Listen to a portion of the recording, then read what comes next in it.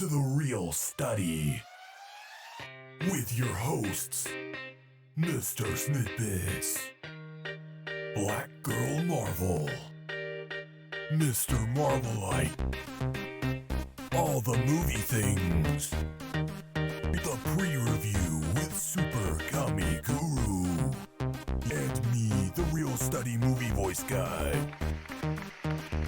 Let's go to the poster wall. Good evening and welcome to The Real Study. I am Mr. Snidmits, and with me tonight I've got, as always, Black Girl Marvel, all the movie things. And tonight, standing in for Mr. Marvelite, we've got Super Comic Guru, also known as Sean. You guys know him from the pre-review. And welcome to everybody here. What did that say? 6-pack Snidbits Pac-Man combo? I don't know what that is, but hey, that's awesome. Looks like somebody might have put a bunch of emotes out there. Anyway, we are going to be discussing Thanksgiving movies this evening. Movies that take place basically over the Thanksgiving holiday in one way or another. Planes, Trains, and Automobiles, Home for the Holidays, and The Vicious Kind. And so let's move on over to the drive-in. How are you guys this week? Excellent. Really good. Excellent. Good. Doing good. Awesome. And we, of course, are going to be hitting Thanksgiving this week. So this is, of course, why we're doing a good little Thanksgiving show here. Let's get right into it. Let's move right into Planes, Trains, and Automobiles. This was our second Hughes film on The Real Study, and this was the pick of all the movie things, who really enjoys Hughes films, I think, overall. So let's hear why you picked this film, and then give us your initial reaction on this current viewing of. All right. Yeah, it's another classic. I mean, John Candy, Steve Martin. It's definitely one that I grew up with, even though it is rated R, but it's rated R. I mean, there's one particular scene why it's rated R. I mean, that the classic rental car scene is just, it gets me every time. And I mean, it's when I think of like the closest Thanksgiving movie, I think of Planes, Trains, and Automobiles, and it's just this insane, like, just road trip movie that these two go on. But and like upon this recent rewatch, it like really hit me in a different way. I mean, like it felt more emotional to me, especially in the train station scene near the end there. But yeah, the subway train scene. Yeah, exactly. The subway, the elevated train part. But yeah, I liked it probably a little more actually this time around than I did when I was a kid. So nice. Yeah, I like it. How about you, Sean? Let's hear your take on Planes, Trains, and Automobiles. I mean, for me, it's one of the originals for me as far as the buddy road trip movie. I mean, it's the prequel to Dumb and Dumber. It's the prequel to. I can see that. It's absolutely incredible, and not to mention you have these two comedic powerhouses in Steve Martin and John Candy. Mm-hmm. I love it. I love the fact that one of them thinks that he's definitely smarter than the other one, but in reality, they're both bumbling idiots who find themselves in incredible situations. I love this movie. It's just a wonderful train wreck of a movie to watch. Train wreck. Good choice of word. How about you, Lala? What did you think of Planes, Trains, and Automobiles? So this is my first time watching it. I've never seen it before. I get why people like Steve Martin. Mind you, I've seen Steve Martin films before, but this was like back in like the OG, like when he was like in his bag as a comedian type of film for Steve Martin. So me watching it, I was like, I get it. Why everybody was like super obsessed. I get it. I thought it was funny. Like I said before, I think John Candy has a very good handle on being comedic and then making you feel very bad for him. Like the feels that you get when Steve Martin's character is yelling at him, deservedly. Like don't get it twisted. This whole time, because they both are like the same side of a coin, like the different side of a coin, you know, for me, Yeah. because they both needed a little bit from the other person just to function better. Because John Candy's character is very inconsiderate. As sweet as he is, he's very inconsiderate.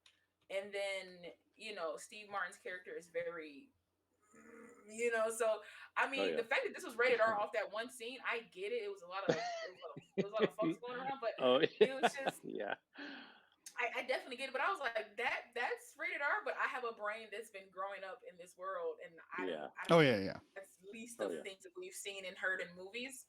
But all in all, I thought this was a very funny, very I don't know what the word I'm looking for, but I understand why at the time that this film came out, why people were like, "Oh my god, this is like the mecca of things that people should be watching," and I very much understand that. Also, did you guys know that there's supposed to be a remake of this with Will Smith and Kevin Hart?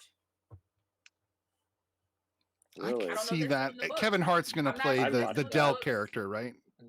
Hart would play the I'm Dell assuming character. there's- It's gotta be. there's- Yeah, because Will Smith would play the businessman, the more like angry. The more Yeah, controlled, it would fit. I don't know if Hart was angry. I don't know if it would come off quite. I'm surprised it's not Dwayne Johnson and Kevin Hart. Like those two just love doing. But you movies wouldn't get together. again. I don't think Dwayne would have to play Dell. So you'd have two Dells if that was the movie. No, that's true. Because I don't think Really? I don't really see The Rock. Sorry, no offense, Dwayne Johnson being as compelling of a Steve Martin like character than I would as you know, Will Smith.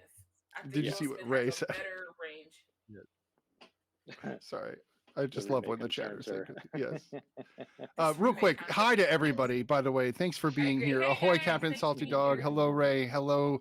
Oh, hold on. Biggie's here. We've got Sheldon's here. Shelly. We got Muncie. We got Bats. Bats Hey, McSkelly, I call him Batsy. Shelly. Nobody else calls him Sorry, Shelly. Sheldon. Sheldon There is you here. go. There you go. So yeah, everybody is here. You disagree? You don't see Rock as Dell. Interesting. I think the Central Intelligence tells me he might be able to play that character because he played kind of that goofy, weird character. So I don't know. He has his range is, you know, it's there. He has some. It's just not. I'm sure it wouldn't be like a direct port over, you know what I mean, of those two characters, but yeah. Hello, Jack of Spades. Thank you for showing up. Thank you for checking us out. We really appreciate that. Welcome. And the Rock range. Yeah, I would say if you look at like what we expected from him and then what we got, we get things like Be Cool or even Walking Tall, where he plays a little bit more of a serious character. I don't know. He has some range. I think he doesn't flex enough, if you will. Yeah, I know. I had to. So back to Planes, Trains, and Automobiles. My take on this movie was this was actually a movie when I saw it as a kid that I didn't like as much as other Hughes films. I was a big fan of Weird Science and 16 Candles. Really loved them. And this was a little later and definitely geared toward an adult crowd who understood travel. And I was like, I had never done much of this when I was 12 or whenever it came out. So yeah, I liked it, but I didn't like it as much as when I watched it this week, where I was ruckus laughing and like, oh my God, I can't believe the fire. When they both look back at the fire is that's just good. That's just that's cool. That's that it is. It's just you know, it's so beautiful. And you know, and there's no moments where I'm like, this wouldn't work. And I swear Dell is a walking Murphy's Law. Like that guy should carry around a badge that says Murphy's Law. He's like a bull in a china shop. Like he really epitome of that. Like he really is. But something my wife pointed out was that Hughes at this point kind of tapped himself out because he reused most of the tropes he had used in almost all of his other films. John Candy in the back of a semi truck, right? the inconsiderate, you know, clerk, all these things he had used in every other film, and he just kind of compiled them all to one. And this was kind of his last hurrah. This was the thing that kind of after this his career disappeared, and then of course he passed away. So that's that. But my take is who doesn't like this movie, at least who's traveled once? Oh yeah, I don't know. That's just me.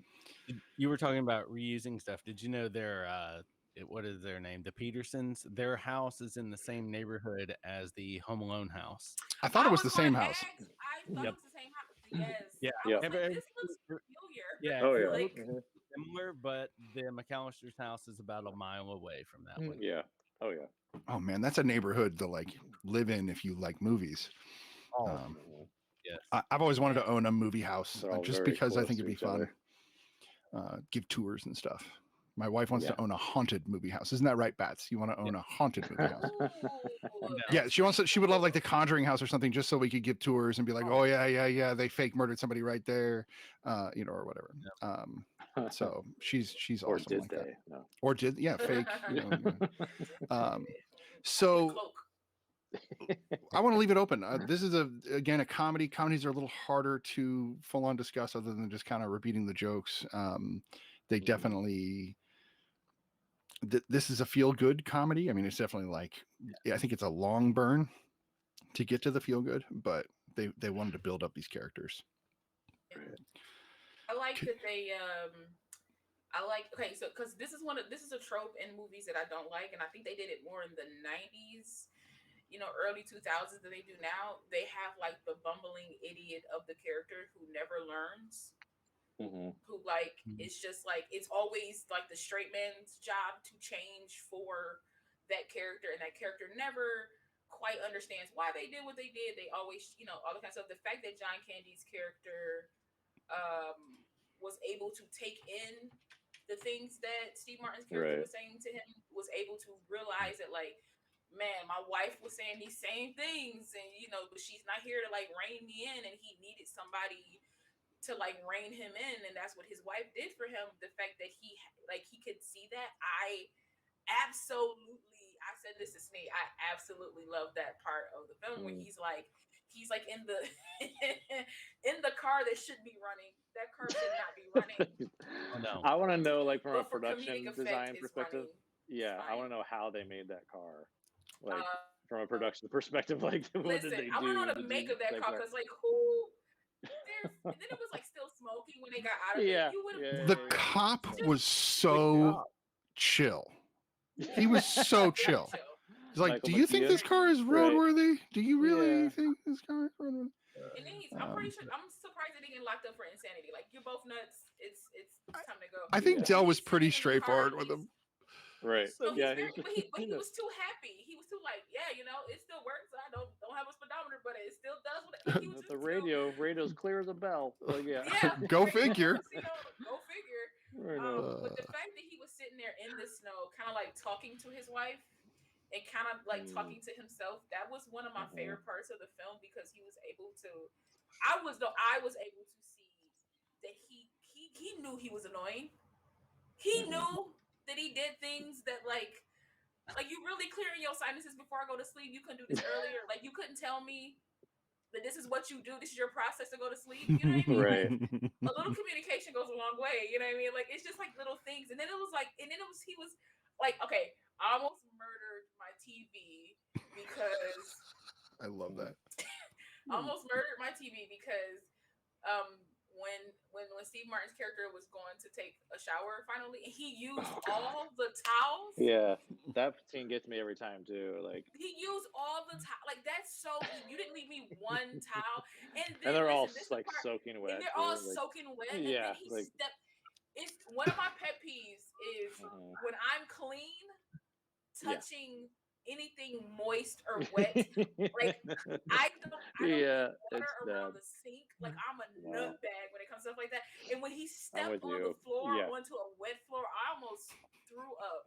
Yeah, it's like, because I was like, this is disgusting. And that wasn't just a wet floor. That was a wet floor with Dell in it. Like, that was a lot of Dell on the floor too. Like, yeah, it was all like his stuff, and then having survived COVID times, that was disgusting. Oh, okay. So the streets of New York at the beginning of the film, I was like, "What in the hell is this? Is not the thing you can see in a film nowadays." And you the would plane, not. when they're on the plane. Oh yeah, and everybody just like right up. Oh my god, yeah. That guy coughed. I was like, "Get my mask. Where's my mask?" Whenever I see things like that on TV now, I freak out. I'm just like, this is old. This is old. I can't. This is fine. Yeah. It's like It's so triggering. I feel funny. like it's. I I feel like it's very triggering. To I see I had a things like thing that. about Home for Holidays about that too. Is like everyone is like really close to each other. I'm like, why are we Like in this each other's close to each faces. other? Yeah, yeah, Yes. yeah. Like, and obviously that's like a blocking thing, and it's a like, Of course. you know, Yeah. they got to like get close because maybe the camera like where they're shooting there's like not enough space. Cameras are like way better Still, now. We can have 6 feet and still I have know. good Yeah, film. still, I'm Like, just like Well, that's they've got pretty camera close. technology since '95. Even just the oh, gimbals for and the various sure. things have changed what they can do, and like getting trick. I've seen some of the like everybody duck under the camera and we'll keep moving kind of wildness that Yeah, I I don't think love they those. did I as love much watching stuff back like I then. think it that. was more of a like they had restricted space Right? than No, they because did they're as far as filming in a real house, yeah, maybe they're because that probably in a house real felt house. real. Yeah. That Um. Uh So so huh. yeah, did I? it Was I? is. What? A what? Oh, I thought Can you. we get Oh, okay. sponsored, please? Yeah, Aha please. I don't. for the I'll try aha it moment. if you sponsor us. I don't know what it is. Nice. Yeah, Um. it's good. It's sparkling water. The speaking of new things for the channel, there are new emotes for those of you who are subscribed, and of course, if you have channel points, you can unlock them, or at least you should be able to. I've made Ooh, a let me unlock bunch of them. new emotes. I'll put out a few of them here. Here's some food emotes for everybody, Oh, and Oh, some Mr. Snid arcade, pickle. some arcade emotes. Wait, why did my Mhm. popcorn did not go out there? Get out there, popcorn! And then, of course, we've Mr. got Popcorn. some nice. higher end Ooh, I emotes unlocked here. one. Boom. And then there's Look at this the one one, I which is unlocked. the It's number so 5 for cool. everybody. This is when we do our raids. I made a raid emote for us. So there it is. Oh, wow. Oh, So that'll be cool. That's awesome. Yeah. I gotta make some raid emotes. Yeah, I waited way too long. And then I thought it would be great with the camera and it says the real study on it. So I don't know, just for fun. So if you love the channel and you want to throw That's out good. some I like it. cool emotes, there they are. Oh, I made some emotes with my face. I I learned how to did make see that. emotes. So I made emotes It's with my face. it just takes a matter of like I got more coming. seeing things real small. That's how you have to look at the Yeah. world. right. So am I the only one who thought that Steve Martin's wife was miscast? Like I didn't feel chemistry with them, and I needed to since they didn't get to engage. I needed to believe that they were a couple, and I was like, "Who's this Yeah. wife and children?" I don't. They didn't. There was such a disconnect. I didn't Right. feel like that was his Right. wife. Although I did like I always forget his name. He's a Lawrence brother, the little boy. Oh yeah. I thought Oh, he had one Oh, little I think moment that I thought was I pretty want to good. say I think that's Andrew. I think that was Andrew Lawrence. Right. I think. Yeah. And they had But 3 kids, but only showed 2 most of the film. Yeah, yeah, because they the had like a baby was a baby. baby. Right. Yeah. Nobody cared But about baby. you know But what a baby looks like. Yeah. yeah. Hey, my baby is smiling and laughing now, so I'll tell you that's worth paying attention to. Yeah. So let's see. I don't Oh know. no, but Snitty, on your point about the wife, Yeah. the scene where he finally gets home, huzzah! Spoiler alert, he gets home. Huzzah. Huzzah! It's like one of my favorite words. You've been Like since watching I The was a Great kid, a lot. I've Oh, always okay. been weird. Like no, since I was a kid, I don't know. I heard it Oh, somewhere and I haven't was a little stopped late on saying that. it since. But on that point, like I rewound the part where he comes home and she comes down the steps. I was like, Mhm. I don't get it. And then I rewound I rewound it back and then I watched it again and I was like, oh, she's like, because I didn't understand the crying. He didn't die or anything. Like I know he went through these things, but he kept calling her. Like he kept Right. yeah. calling her to be like, hey, this is what's happening. He kept her up to date. It's not like he hadn't called her at all and she's just spazzing out, not knowing where he is. And then he finally gets home and she's crying. And I was just like, that's misplaced. Also, they didn't see him and Queen Latifah had more chemistry than these two. And I don't know, it's just No, that's what I mean. Like there was it's no fine. chemistry. Jack of Spades, thank you for the subscription, giving us your Prime. That's awesome. Thank you so much for that. We will appreciate it. And of course, please use the emotes and don't hesitate also, if you are a watcher of the show, to join our Discord. We do have the Real Study Discord, which you can join, and we talk a lot about movies and TV and various things. You will find most of us on there. Not everybody can be. So, And we also talk about Aha, a new sparkling water beverage that you can enjoy at any and many time, even during a flavors. movie. I love it. Ah. We also like the band Aha. Just putting that out there. Yeah. Actually, yeah, I do. Anything with Aha was So, um, what I liked about the approach of this film was, even though these two guys were, all American guys, the misogyny was not as much as you would expect, even in the scene where they were accidentally spooning, per se. Oh yeah. They got up and were like, "Oh, shake it off," but they didn't like use gratuity or say they weren't derogatory in any way. And I like that Hughes approached it from just like that was really uncomfortable because we're two straight guys and we didn't like it. Like that's the way it should be for anybody, and I just appreciated Honestly, that. that went by so fast. I didn't even It get did. offended by it. I was just like, huh, that's how you do scenes like that. It's not so much like, yeah, so I should go. I should go watch the game real quick. Like that's like the trope that they do now. Is like, like everybody's like flexing, and it's like, relax. Like sports aren't for everybody, right? Right. Exactly. Now Steve Martin's hand was between John Candy's, or no, Dell's hand was behind. The other way around. Yeah, was behind Neil's, between Neil's thighs. The pillows. Yeah. My wife asked, she was like, "Wait, are they?" And I was like, "Thighs, two thighs, pillows, thighs, not other parts." I mean, maybe, but we don't know what hands do overnight. That's all I have to say. Sean's like, it might have been. You don't know the scene. You didn't see under the covers there. I'll just believe it's thighs because other is just a little terrifying. Are you one of those people that can imagine things? So now I'm seeing Steve Martin and John Candy in my head, and this is really bad. Anyway, let's move on from this. This is PG-13. Even though it's an R-rated movie, the show is still PG-13. That's hilarious that movie is R-rated, but continue. I know. That one Yeah. I mean, they literally they drop the F-bomb. I think it's 22 times or something like that. It's quite a few. Yeah, it's great. 18. Yeah, that's a lot. So honestly, that's a great scene, though. I would have loved if I was Steve Martin, I would have loved to have filmed that scene. And I love that lady. You know what that reminds me of? Oh my gosh, Big Mouth. I think Big Mouth parodied that scene.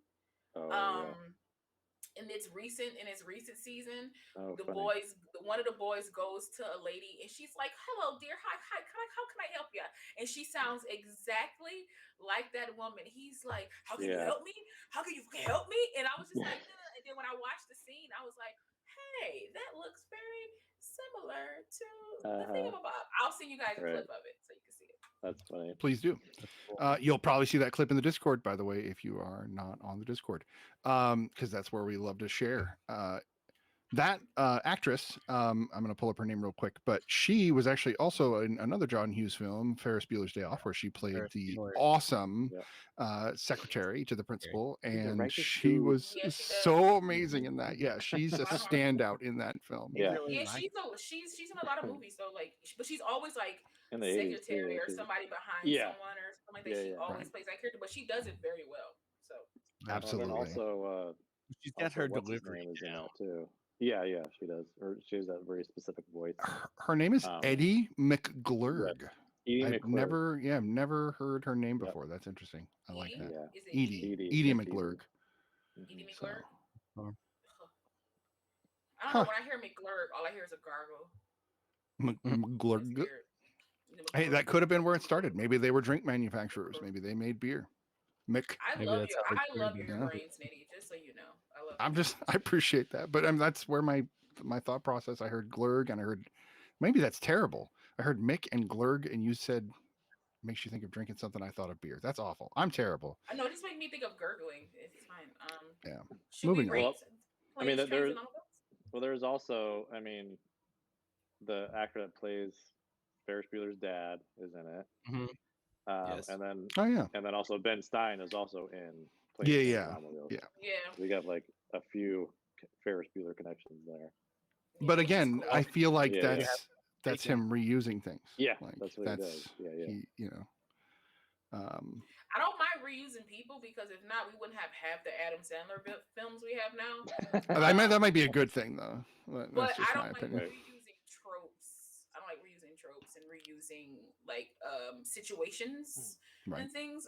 You know, especially if you have people who watch movies so much now, it's like they could be like, "Oh, that's from the Thingamabob, and that's from that, and that's from that," and it loses the magic of like a movie. Yeah, After Yeah, people. and I think at the same time though, some of it is coincidental because I mean, because some certain situations you're gonna have to, do in your film that Like a just also hero's happen to tale. be in another film.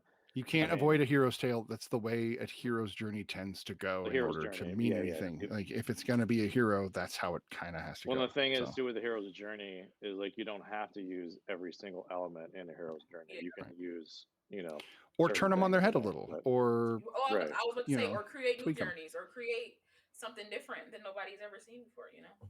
Mhm. Pasting tropes together is definitely the only way forward, because I know that people are always like, how did you predict that movie? And I'm like, I've seen enough movies that I know tropes well enough that I can see them coming a mile away, even if they're You're like, supposed to there's be only one or two hidden. things is going to happen, Right. right? And then if I see that one clue, I'm like, oh, it's this one. And then I nail it. Mhm. And people are like, that sucks. I'm like, I know. And when they do it, I tend not to like the films because. I think writers need to like. I know I do this for myself. Like when I find myself writing like stories or anything like that, I'll fall into a trope, and I'm just like, "Oh, how can I not fall into this?" But it hurts so bad to like not fall into it because it feels so good to like. So when I take myself out of it, I'm like, "No, go this way that nobody would expect me to go." It feels weird, but it helps the story in a different way that I imagine it to Mm-hmm, go. So mm-hmm. I think more people need to let the tropes go. You know, it's okay to have like a couple of them if you need a few, but I think we should really get rid of the like the black best friend trope. We should really get rid of that. I Right. agree. And there are a lot of tropes, especially from the 80s, which we've been exploring a lot, that don't ride as well. This film, weirdly, there weren't a lot of those. Like it was Yeah. odd. I didn't find a lot There of those wasn't tropes anything that that I really thought stood should be out. canceled or changed. Right. Um, there were a couple It in works. Home for the Holidays that I thought maybe Yeah. should be changed, but Yeah. but we'll get to that. Speaking of which, Yeah. why don't we go ahead and rate this film like you were saying? And unless anybody else has anything else, I know Sean, you are. We are a very talkative group, so Yeah, don't that's fine. hesitate to step on us No, and no, tell us you got some opinions. it's all good. Okay. No worries. Sean's gonna get to a film. He's gonna be like, "Shut up! I got something to say." I'm like, "All Yeah. right, go ahead." In the last 5 minutes, it's like the movie Waiting, right? Or Ryan Reynolds cuts him off Oh, for the entire film. Yeah. Oh yeah, Which yeah. is such a brilliant. That's a brilliant trope. See, like that I Mhm. had never really seen that before, and I loved it. twist. So, all the movie things. This was your pick. What's your current rating for Planes, Trains, and Automobiles? Current rating is an 8 for me. I definitely had more of an emotional. I don't know if I'm just going through something. I don't know, but I had more of an emotional connection to it this time around. I mean, like when John Candy like is sitting there by himself and Steve Martin comes back, I was like, oh god, like and I kind of forgot about that part, where his wife has been gone for so long, and I was like, oh god, and the way John Candy just delivers it too, Yeah. man, it really hit, and just like seeing them come together, you know, over time, and they both like there was that moment too in when they're in the hotel together, and they have like they're drinking the little mini bottles of liquor. I think that was like their moment where they both finally were, they finally reconciled and Okay came with each together. other. Like, yeah, yeah, yeah. They still kind of ribbed each other a little bit here, but it wasn't definitely wasn't like Why in do the I feel like beginning. we're at summer camp? I love that line. Yeah, Yeah. it seemed that way, just getting drunk. But The best summer camp ever. That's all I'm saying. yeah, so it was really great for me to see it again and really connect with it a little more emotionally. So yeah, an 8. Nice. Sean, let's go to you. What do you think Oh, of I'll Planes, definitely Trains? give this movie an 8. I mean, it's solid. It's one of those that comes up this time of year. The moment the holidays hits, you're like, okay, what movies can I watch to get me in the mood? And Right. and this one's up there. I mean, this falls into Planes, Trains, Automobiles, Home Alone, several others that would be controversial as Christmas Christmas. films. Oh, yeah. We have to have a whole episode about that. Mm, And yeah. again, it's not that you can't watch it during the holidays. I just classify it not as a Christmas film. That's really the difference. So Oh, Mhm. anyway, so And I there's a really whole I actually have 1 Minute Critic and I have already kind of talked about having like a full-on debate, so maybe we'll make that happen. Yes, please. I Um, would tune in for that. That's where you good. guys could like be here and can like do on, live. but like exactly do it Do on a the live TikTok or show. something. Oh, on the show. No, Gotcha. like the show, like maybe a Okay. special, like not on Sunday night, but like on a Tuesday night or something Mhm. random, when you guys could tune in or be there or whatever. Right. That'd be fun. I'm welcome to be wrong. The real study isn't wrong. It's an entity. Mr. Snidbits might be wrong, but that's okay. Since I took my But name your out. name, right? But your name is the real I study, so know. that was directly Right. towards you. AKA Mr. Snidbits. No, and it's fine. It's not. It's again. It's all about preference. And again, you guys know that I think opinions are awesome, and I love everybody's, Oh, for even sure, Tony Stark. if I Yeah, don't we know. agree. Even yeah, I know that's how we met. I don't know if anybody knows that, but the way me and Lala met was because I basically put Tony Stark on blast on TikTok, and Lala came along and went, "You're wrong," and You're wrong, dude. we debated, and now we're friends. So it's a great way to It's go. been friendship ever since. Yeah. Wait, you still haven't seen Die Hard, Muncie? Oh, Oh man. That's an interesting one. Now, I think we should watch movies based upon when they were released, and Die Hard was released in the summer. Weird. Yeah. You need to watch Die It's a Hard. Christmas movie. But I mean, a lot of. But then you can make the Oh, argument God. Hocus Pocus was also released in the summer, and it's a Halloween movie. I think so. Iron Man 3 was also. It is also a Christmas set movie released in the Shane summer. Black. Yeah. All right, but Sean, finish your review. No, Rate Stony. Yeah. Oh yeah, sorry, I know. Sean. Go ahead. Yeah, it's definitely one of my favorites. As far as John Hughes films goes, it's up there. I'm one of those that I love the fact that it has all these characters that I've seen in all the other John Hughes films. I love picking up on the Easter eggs. Ben Stein's little smile at the end, you know, those little things are just what bring it together for me. And I actually enjoy when, you know, a director has an entire universe and they can pull from it and Yeah. play with their soup a little and throw in the mix here and just a dash of John Candy and Steve Martin. I mean, it's amazing. I really enjoy that. I think Dell's mustache is also amazing. Lala, let's hear your take on Planes, Trains, Sean, and Automobiles. Did you rate it? He did. He said it was an 8 out of 10. He did. He already. Oh, he Yeah. said it. Yeah. Okay. I wrote it in the chat My bad. so we could keep track. Oh, okay, my bad. Well, the chat's been popping with conversation, so you know. As this is my first go, and I don't have any nostalgic feels for this film, I give this film a hearty 8 out of 10. Because it was funny. It had a very good storyline through and through. There were some funny little things like Snitty brought up, like when they both looked back at the fire. I think that was the first time I audibly laughed out loud at the film. But I still chuckled at some things. Like, it's an old school film. Some stuff is not going to make me laugh as it probably would in the moment. Yeah. So, you know, it's just I'm just being honest. But I was like, when they both looked, and then like it just like, okay, what else can go wrong? Of course this gets set on fire. Like, I felt like that's what their brains was. Like, all we were missing was fire. It's all we were missing. And so I feel like this film had really, really great moments. I will say the marriage of Steve Martin and John Candy is like a very good marriage. It's kind of, I wish they could have probably done more films together. Yeah. And that was like their first time together too, was that right? film. Like and I really felt like just from seeing them on screen, it looked like they had a good time together. It looked like they had fun together. Like that you can see that on screen, especially the in the PJs in the hotel. Yeah. I felt like that was like, that might have been like, they might have rolled the camera. Yeah, they might have been like, here's a couple mini bottles. Have fun. You know what I mean? And then they filmed the scene. That's how it felt. Totally. Just watching it felt very easy. It felt very natural. Yeah. So yeah. I thoroughly enjoyed this film. I probably would watch it again just to see if I can see anything else in it. Right. Maybe to see if I can figure out the relationship between him and his wife, because she was unnecessary. You could have had a dog at home he needed to get home to, and it would have had no difference. The dog. You know? Yeah. Like and then then John Candy could have looked on at the dog like, oh, I wish I had a dog, you know. I know, right? Like, hello, sir, or something. Like, I don't know. Like, it could have been. You definitely felt more for John Candy and Steve Martin's relationship than you did. I did catch that his wife was already dead. I think I think maybe the hotel scene when they were together and he said something to him. I was like, oh man, she been dead. How long she been dead? That's Like, what Bats said too. Bats was like, I she's was dead, and genuinely she looked at upset. me, and I I was was like, she's dead.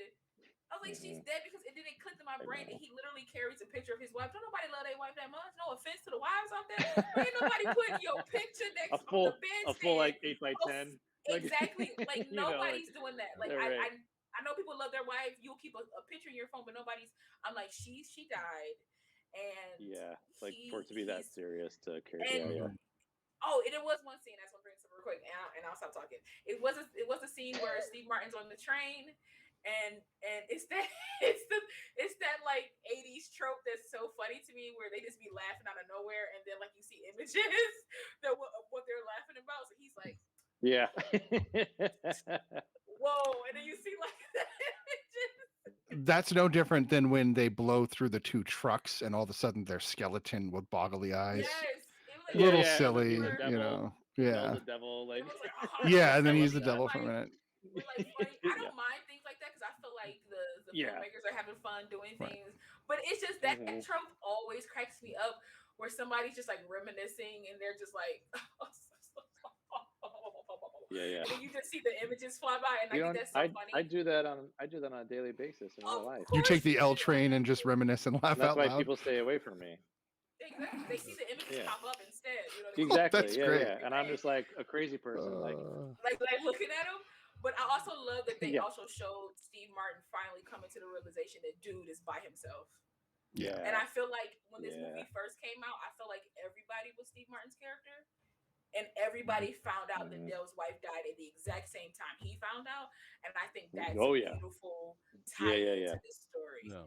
And if I'm being honest, Steve Martin's character, I felt like he should have never called his wife, and I would have believed her crying way more if he never would have updated her every time he missed a plane, a train, or automobile. He couldn't update and another train and another automobile and a truck.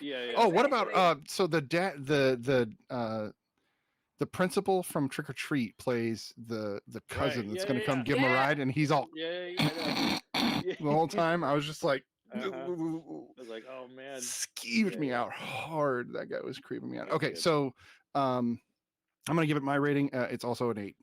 This is a solid movie. Everybody should watch it. If you haven't seen it, go see it. And you should just put this on your list of Thanksgiving movies, because there's like 3 and we're reviewing them now. So really, unfortunately, there really aren't that many. I guess you could do like that animated movie with the chickens who are trying not to die, and then Thanksgiving. Was that Chicken Run? Oh, thanks. Not Chicken Run, but no, there is literally one that's the turkey one. It's like Turkey Day or something. I don't know. Turkey Run. Thanksgiving, ain't it? No. So there's Chicken Run, and then there's Turkey, or there's Thanksgiving, and then there's a whole nother movie. Lord. Honestly, one Sunday, like another Sunday a month, but like we should like random Sundays, we should watch very bad movies like Sharknado or something, or like Velocipaster or whatever that was. Velocipaster. We should watch stuff like that. Or I mean, what's that one about the tire? Rubber. I would love to watch Rubber. In fact, you know what? We're gonna watch Rubber next week. I think that'd be hilarious. Boom. Now we've agreed on it. 2 out of 4 agreed on Rubber. Okay. All right. So yes, thank you for putting that. Mr. Snidbit said 8 out of 10. It's a Hughes film. It may not be his absolute best, but I think it's better than Uncle Buck. And it definitely fits. I physically upset about that. Yeah. I think Uncle Buck is good, but I remember I gave. It's brought to you by Aha. Free Birds. There it is. There was the movie, the animated movie about the turkeys. Free Birds. Thanks, Betsy. But no, I actually rated Uncle Buck a 7, and I'm rating this an 8. So in actuality, I do believe this is a better film based on my rating. I also enjoyed myself and laughed a lot more, and wasn't angry at the characters like I was in Uncle Buck. The kids were better in Uncle Buck because it was Macaulay Culkin, and they had such a great pair. In this one, the kids were again throwaway characters. You're like, who cares? I would have been just as happy with a parakeet and a dog. Like that would have been just as impactful. That's hilarious. Oddly enough, that's going to be in the remake. He's on his way home to his parakeet. Yeah, that's like breaking news. So yeah, there we go. Moving on to the next movie in our list, which is Home for the Holidays. This is a Jodie Foster directed film, I did not know that. And when I 1995. saw her name, I flipped out. I said, "What? Yeah, I love Jodie Foster." I said, Yeah. starring "What?" Holly Hunter, Anne She's done Bancroft, better. Robert Downey Jr., and I don't want to forget anybody here: Charles Dylan Darning, Dylan McDermott. Dylan McDermott, McDermott. Yeah. Steve Guttenberg, Claire Not Dermot Danes. Mulrooney. Yeah, not Dermot And Mulroney, but did you Dylan say Dylan Anne McDermott. Bancroft? I did saying Bancroft And right away. Bancroft. Yep. Bancroft, Okay. I think, deserves It's a top great billing. cast. A For really brilliant sure. cast and a Yeah. good director. I like Jodie Foster. She Yeah. does have talent. The film, so these films are progressively like from the most ridiculous version of Thanksgiving to the most realistic version of Thanksgiving, and we're going to kind of slowly slip into reality as we talk. And this film is a nice bridge, I think, between the two. These films fit Yeah, it's really kind of nicely a together intermediary. Yeah. because it's a comedy, it's a dramedy, really. Because there are some moments where you're like, oh, Yeah. oh. There's some family Um, stuff. Yeah. but since I picked this film, I'll lead us off. The reason I picked this film is that I had seen it a couple of times, but years ago. And I've thought going back and revisiting some Robert Downey Jr. stuff, considering our MCU fandom, could be nice to see him back before he was Tony Super Stark. And like, interesting. Yeah. right, all we see. And this Mhm. character that he plays, Tommy, is definitely not what we're used to seeing from Robert Downey. I think this might have been the height of what he was going through.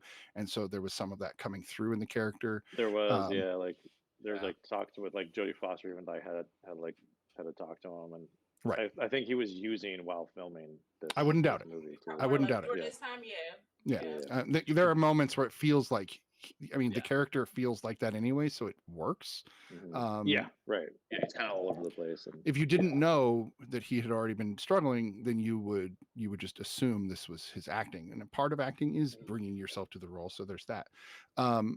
But the film is funny, but it fits into what I know as my types of Thanksgivings. This is what my family was a lot like, and I related to it more than I'd like to admit.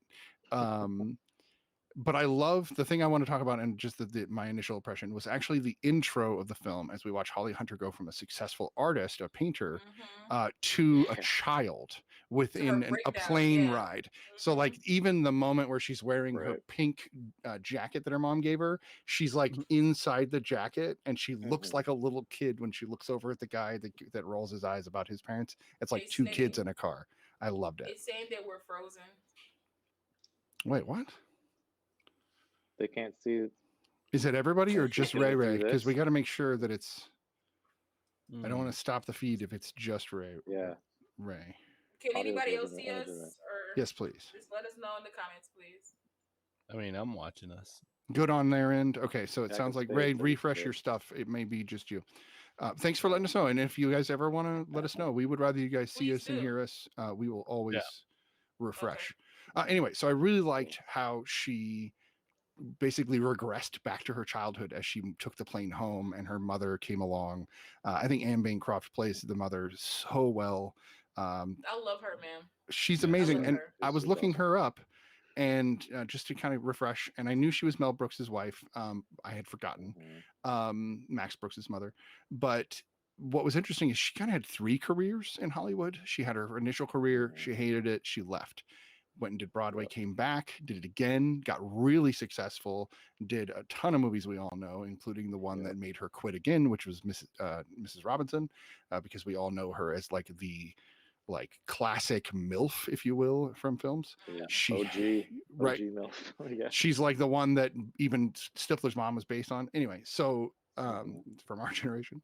So then she was like, you know what, I don't like the way that this did me wrong in my career. So she quit again and then came back and did films like this, where she actually played an older character. And we know she did a lot of stuff in the 90s. So just kind of a neat career. Jane. Yeah. Yes, actually, absolutely. Which, if you think about it, is very rare amongst actors, because sometimes when you leave, there ain't no coming back. So, especially being a woman in Hollywood too, like exactly, then being an older woman age, and still getting roles like that was a lot of roles too, like a lot of good roles. But she was a force in Hollywood, without a doubt, and her husband obviously is still flexing his force. Oh, that sounded bad. That That sounded sounds not that sounded PG-13. really bad. Flexing his Schwartz. His Schwartz, that's better. Yeah.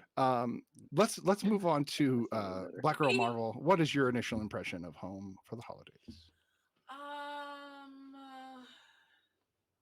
Home for the Holidays was weird, which is okay because we're about to fall into a weirder film with The Vicious Kind. But this film it's okay because I grew up in a very my family doesn't really talk like I know that sounds crazy.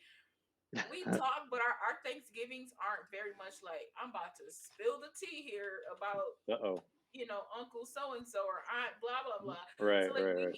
I've never had like Thanksgivings like this. So to watch this family like implode on itself due to like people being so restrained in what how they move and what they do, and because there's good parts of this film where I think like every human needs a touch of this, like when the sisters are in the kitchen and she's like, well, I can't do it all, and then she's like, well, who asked you to? And like I feel like that's a lot of high-strung people who feel like they need to do it all, but the question is, who asked you to do everything? And then you can't be mad at me because I choose not to do everything. Like you put yourself in this, and that's another trope too of like the siblings that leave, the siblings that find a life, and that one sibling that stays home. That feels like, well, I gotta take care of mom and dad because I'm here. Nobody asked you to. They're fine.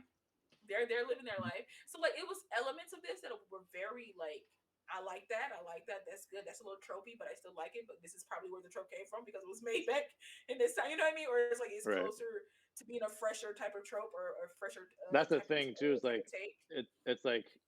We know it as a trope, but back in the day, it may not have been a trope at the time, right? Yeah. It might have been like the fourth time it's been used. Right, you know what I mean? It hasn't been used that much. But I'm like a billion movies later. How many times do I have to see? Like, yeah.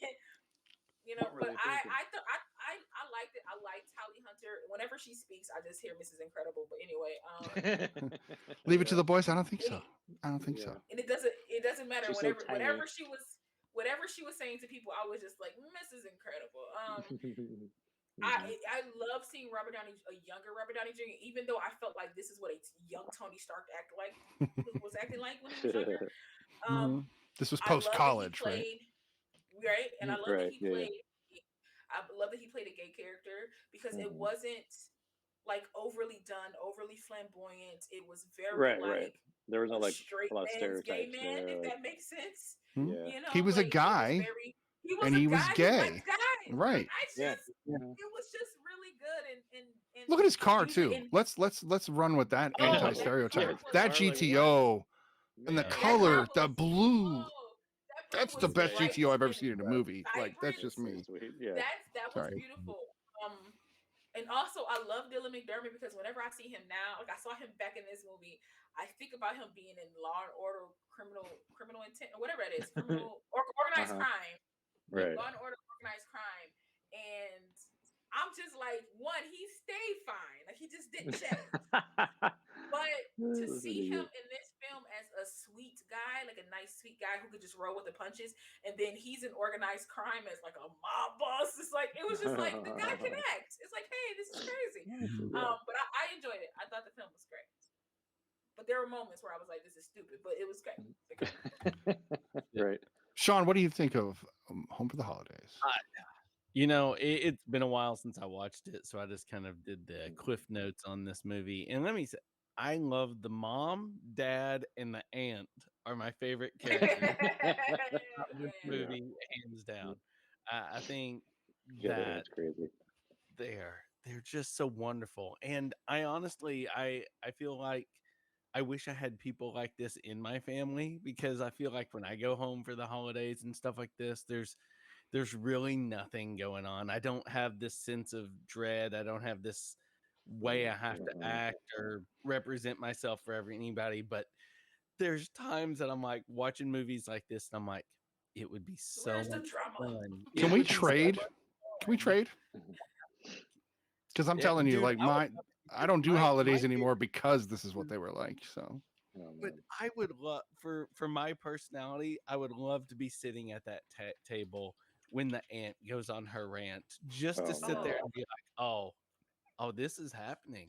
This is I can't wait till this is over so that I can go Wait till find somebody Christmas. and I talk got a to good them. movie for you guys with this. Wait till we get into December. I Oh, got a jeez. great movie with something like this. I think Holly Hunter's response to the whole thing, just oh shit, was perfect. Like, I love it. Sorry, Oh yeah. go ahead, Sean. I think it's a pretty good film. You know, it's like I said, I'd only watched it one time prior to catching up on it today, and it's so funny. I need to go back and rewatch it all in its entirety because I think it's a pretty good film. Maybe it's one I'll try to slip in this week and watch it with the family. Because Only rentable, by the way. I couldn't find it anywhere for sale. you don't have And the right ways, my friend. I do not rent anything. oh yeah, I only rent and Oh, pay yeah, for man. movies, so I don't know what anybody's talking about. We only pay for our movies legitimately on this show. I don't know what anybody's talking about. Okay, I do. so yeah, I do too. So whatever they're talking about, I'm deaf to it. In fact, my headphones are off. I don't hear anything. Moving on. So all the movie things. What is your initial impression of Home for the Holidays? Had you seen it before? I did a long time ago, and it's one of those ones that I really never rewatched, and then until now, recently. And yeah, it's not one I probably want to watch ever again. Like it's just not. I was not like, yeah. I kind of was just like sitting with it. I was not really feeling anything. Like there's some kind of fun moments. It just didn't feel funny to me. Like it was interesting to see like Robert Downey Jr. I did like the mom and dad and the aunt too, like all their like interactions. Yeah, I don't know what it was about it. Like I was thinking about it to myself too. I'm like, man, there's this great cast. It's Jodie Foster directing. I don't know like where she was in her direct. Like this is pretty early on, I think, in her directing This might have career. been one of her very first ones. Yeah. I'll look for you. Um. I think so. Right. I think it was. Yeah. Yeah. Yeah. And I know she's done some other great films since then. And yeah, and I was thinking to myself, I was like, man, I want to like it, but I just was I was not like feeling it for some reason. Like I did respect and like how they portrayed Robert Downey Jr.'s character, and there wasn't a lot of this like stereotype there. Yeah, and the car too was like, man, he like drives this like great muscle car. Well, and I he mean, plays kind of they're the totally bully not playing brother. into it. Like he bullies his Right. sister Yeah, yeah. constantly. Right. Yeah, so it's Because like he never I grew think out of he's the that. baby, right? Isn't he the baby? Yeah. I think so, Yeah. That's yeah. what they do. They're That's, close that's in what we do. age, I'm sorry. and That's they what had we an do. interesting relationship. Yeah. Honestly, I love films with sibling dynamics because I have siblings. I don't have any sisters, so I Right. never quite understand that. But I love a sibling dynamic because essentially the hierarchy of the dynamic is always the same. You got the older, the Oh middle, yeah. the younger one, and the Hmm. middle one always feels stuck because they're in the middle is like a weird thing. And this Yeah. movie had that, honestly. Yeah. Yeah. So Yeah. Yeah. So I just kind of sat through it and really I had like usually so like for me if I have like a neutral feeling throughout the whole film, I'm probably not gonna like it. Like if I don't sway any kind of way, um, yeah, I then feel you on that.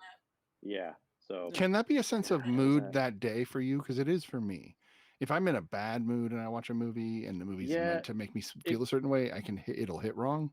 right, yeah, yeah. Like and I don't think I think I was, you know, that day was Okay. fine for me. Yeah, so Sure. totally okay. I was like looking forward to it and yeah, like I thought I remembered liking it before, but then I watched it and I was like, oh, maybe I didn't.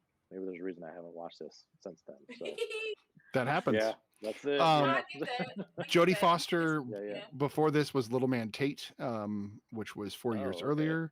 Then Yeah, she actually did that was this, good. and then it wasn't until 2011 when she did The Beaver. She did an Yeah. episode of House of Cards, an episode of Orange is the New Black, Money Monster, Black Mirror, and a new movie called a TV show, Tales from the Loop. So not a lot, actually. This was one of her Oh yeah, Tales from the Loop is awesome. If you haven't seen that, by the way. she's directed Incredible. 4 films, and this was her second one. This was her sophomore film. Okay. Oh, Yeah. Betsy, no. Yeah, see, that's Bass McSkelly has nailed it on the head. I relate to this film. My mother and or my aunt and or my other aunt are the sister in this film. Mhm. I would have been the kids who was like, "Can we just go? Can we just leave? This is so dumb. I hate this." I'm Well, I so wonder what that bored. says. I wonder what that says about me then, since I feel like I related more to the vicious kind. Now, don't get You me know, it's like, wong. Now, don't get me wrong. I'm There in, are in elements of that therapy. too. Don't worry. Yeah. I'm like those. There are elements of the dad, especially in the vicious kind, that are absolutely unequivocally my father, and so we'll get to that. But so Right. for me, both of these films started to dig a little deeper into my reality. Um, for me, the dad character, I couldn't quite tell if he really was crazy in Home for the Holidays or not. He kept Right. feigning like he was either crazy or had Alzheimer's or something. I'm sorry, dementia. We call it dementia Something now. was happening. Yeah. Something to that effect. That's something that they just never talked about. They were like, "Oh, did you take your medicine?" And she's like, "What medicine?" And then we just never speak about it again. Right. Yeah. It's just, oh, okay, he took it. No, all right. Can we? Yeah. Can we also talk about? I had this actor pulled up. Can we talk about David Strathern, who shows up Love for him. one quick part, Yeah, I know. Like, Eddie. right? Zeddy alert. and he was just humiliated beyond like, oh, Yep. that poor guy. Like, thanks for having my mom bring you over. Welcome, JX and YC, but JX and crew. Welcome. Thank you for showing up. We are in the middle of discussing some holiday movies. Hey, maybe I should move us to the poster wall for a second. Hey, that worked. Poster wall. So these are the movies that we're covering. Home for the Holidays is the one we're on right now, and we're slowly going from funny to oh my god, and we'll get to oh my god in a minute. Honestly, that's very true. That's funny. Yeah, That's very true. and it's good. Like they're still good. We can still call you There Joker. are elements to home for the holidays that I enjoy. One element that made me laugh super hard, and this is how I knew that this was like a '90s film. The cigarettes were so long. They were like Cruella de Vil long. Like they were Capris. so long. Like those old like Capri 120s. yeah, 120s. Yeah, that's the right. 120s. Right. My grandma used to smoke like 120s. I wouldn't even steal those. I wouldn't even steal them because they were so bad and so light. I was like, I'd have to smoke like wrap 4 up to like smoke them. I remember those. I had people in my family that smoked those. Like people in my family. Do they still make those? I think they do, but it's different now. Gotcha. Okay. Well, let's talk about the phone lines as well. The fact that she had to stretch that phone across. Oh yeah, I know. Like the house and like went in the door, slammed it in the door. Yeah. I felt vindicated by that phone, man. Right. I had one of those phones. We can review anime movies. You're gonna have to be selective because I'll fall asleep during a lot of those. So you got to be careful. But yes, if they're films, like if it's Akira, like an actual production, then yeah. It's an anime. Like he meant like movies. He meant like anime movies. Absolutely. Yeah, of course we will. Especially Joker, you can definitely jump in there and like redeem one. That's there for. I know you got to have 5,000 points by now. Like you've been on this channel a long time. I don't know. This movie had really some really nice elements, but I do agree with all the movie things. It's not like my favorite movie. It's not something that I probably would revisit again, but it had elements that I enjoyed. But I was also like, I won't say lost, but it's one of those things where like I don't want you to feed me what's going on, but I still want you to open the window so I can see what's going on. You know what I mean? And I felt like a lot of times it was cloudy, like they didn't quite know what they wanted to do. You were like, for sure. You know, like I'm or like, did I miss something somewhere too? Like, I'm like, did I miss anything? And I'm just like. So that in the 90s was a way of them as like, look, we have clever dialogue because we're not going to tell you everything. And it comes off clever, but I agree with you. There's an element of they like. But see, here's the thing, they don't age well. No. Like, they don't age well when you go back, 20 years from now, and you go back on 10, 15 years from now, you go back and watch it, and you're like, people like this? This was things that people liked? Like, I don't. I love watching Steve Guttenberg and Robert Downey Jr. beat the crap out of each other. Man, Steve Guttenberg, that was kind of funny. Watching Steve Guttenberg play an average ass guy rather than some like, "Woo, I found aliens" kind of guy was interesting. I don't know. The cast to me elevates the film automatically. I think they took an okay script and managed it. I think Jodie Foster took an okay script and managed it. There are elements I think were funny because, again, for me, this is kind of the way I grew up. So, like when they're walking or when they're on their way home, and Holly Hunter gets out of the car and acts all fussy, it was a lot like my sister. Even though she wasn't really mad, she would just do that just to be dramatic, and then driving off 1,000 times. Like that's my friends and family were like that. So I don't know. It just fit. Muncie's got 11,000 points. That's 2 movies. Yeah. Joker's got enough for 1, almost 2. Redeem some movies, y'all. That's what they're for. And of course, the hosts, you guys don't need to redeem them. I know Marvelite does, and I appreciate the actual redemption because it helps the channel. But you guys know that we always figure it in there. So yeah, Sean, as well, if you're watching, I don't know if you Twitch much, but bottom left-hand corner of the chat, there's the little ticket, the little purple ticket. That'll turn green every so often because you're on the channel long enough. Hit it, you'll get extra points, and then build up faster. And then you can spend those points on the variety of things in there, including redeeming a film. 15.7K points like I do. Whoa, right. And I need to add more things, and I will. And I'm always open for suggestions, of course, with what you guys would like me to add in there. But there's just the basic, like, posture check, and you can unlock one of the emotes and various fun things. Yes. Did Betsy just did redeem a film? Oh. Oh. Yeah. She hates me. Ray, I'm not gonna type this, but Ray, you can hear me. Yes. Redeem whatever you want. We are a movie channel. You redeem it. Yeah. So watch it. Muncie asked this earlier. Right. No genre preference. It can be Star Trek though.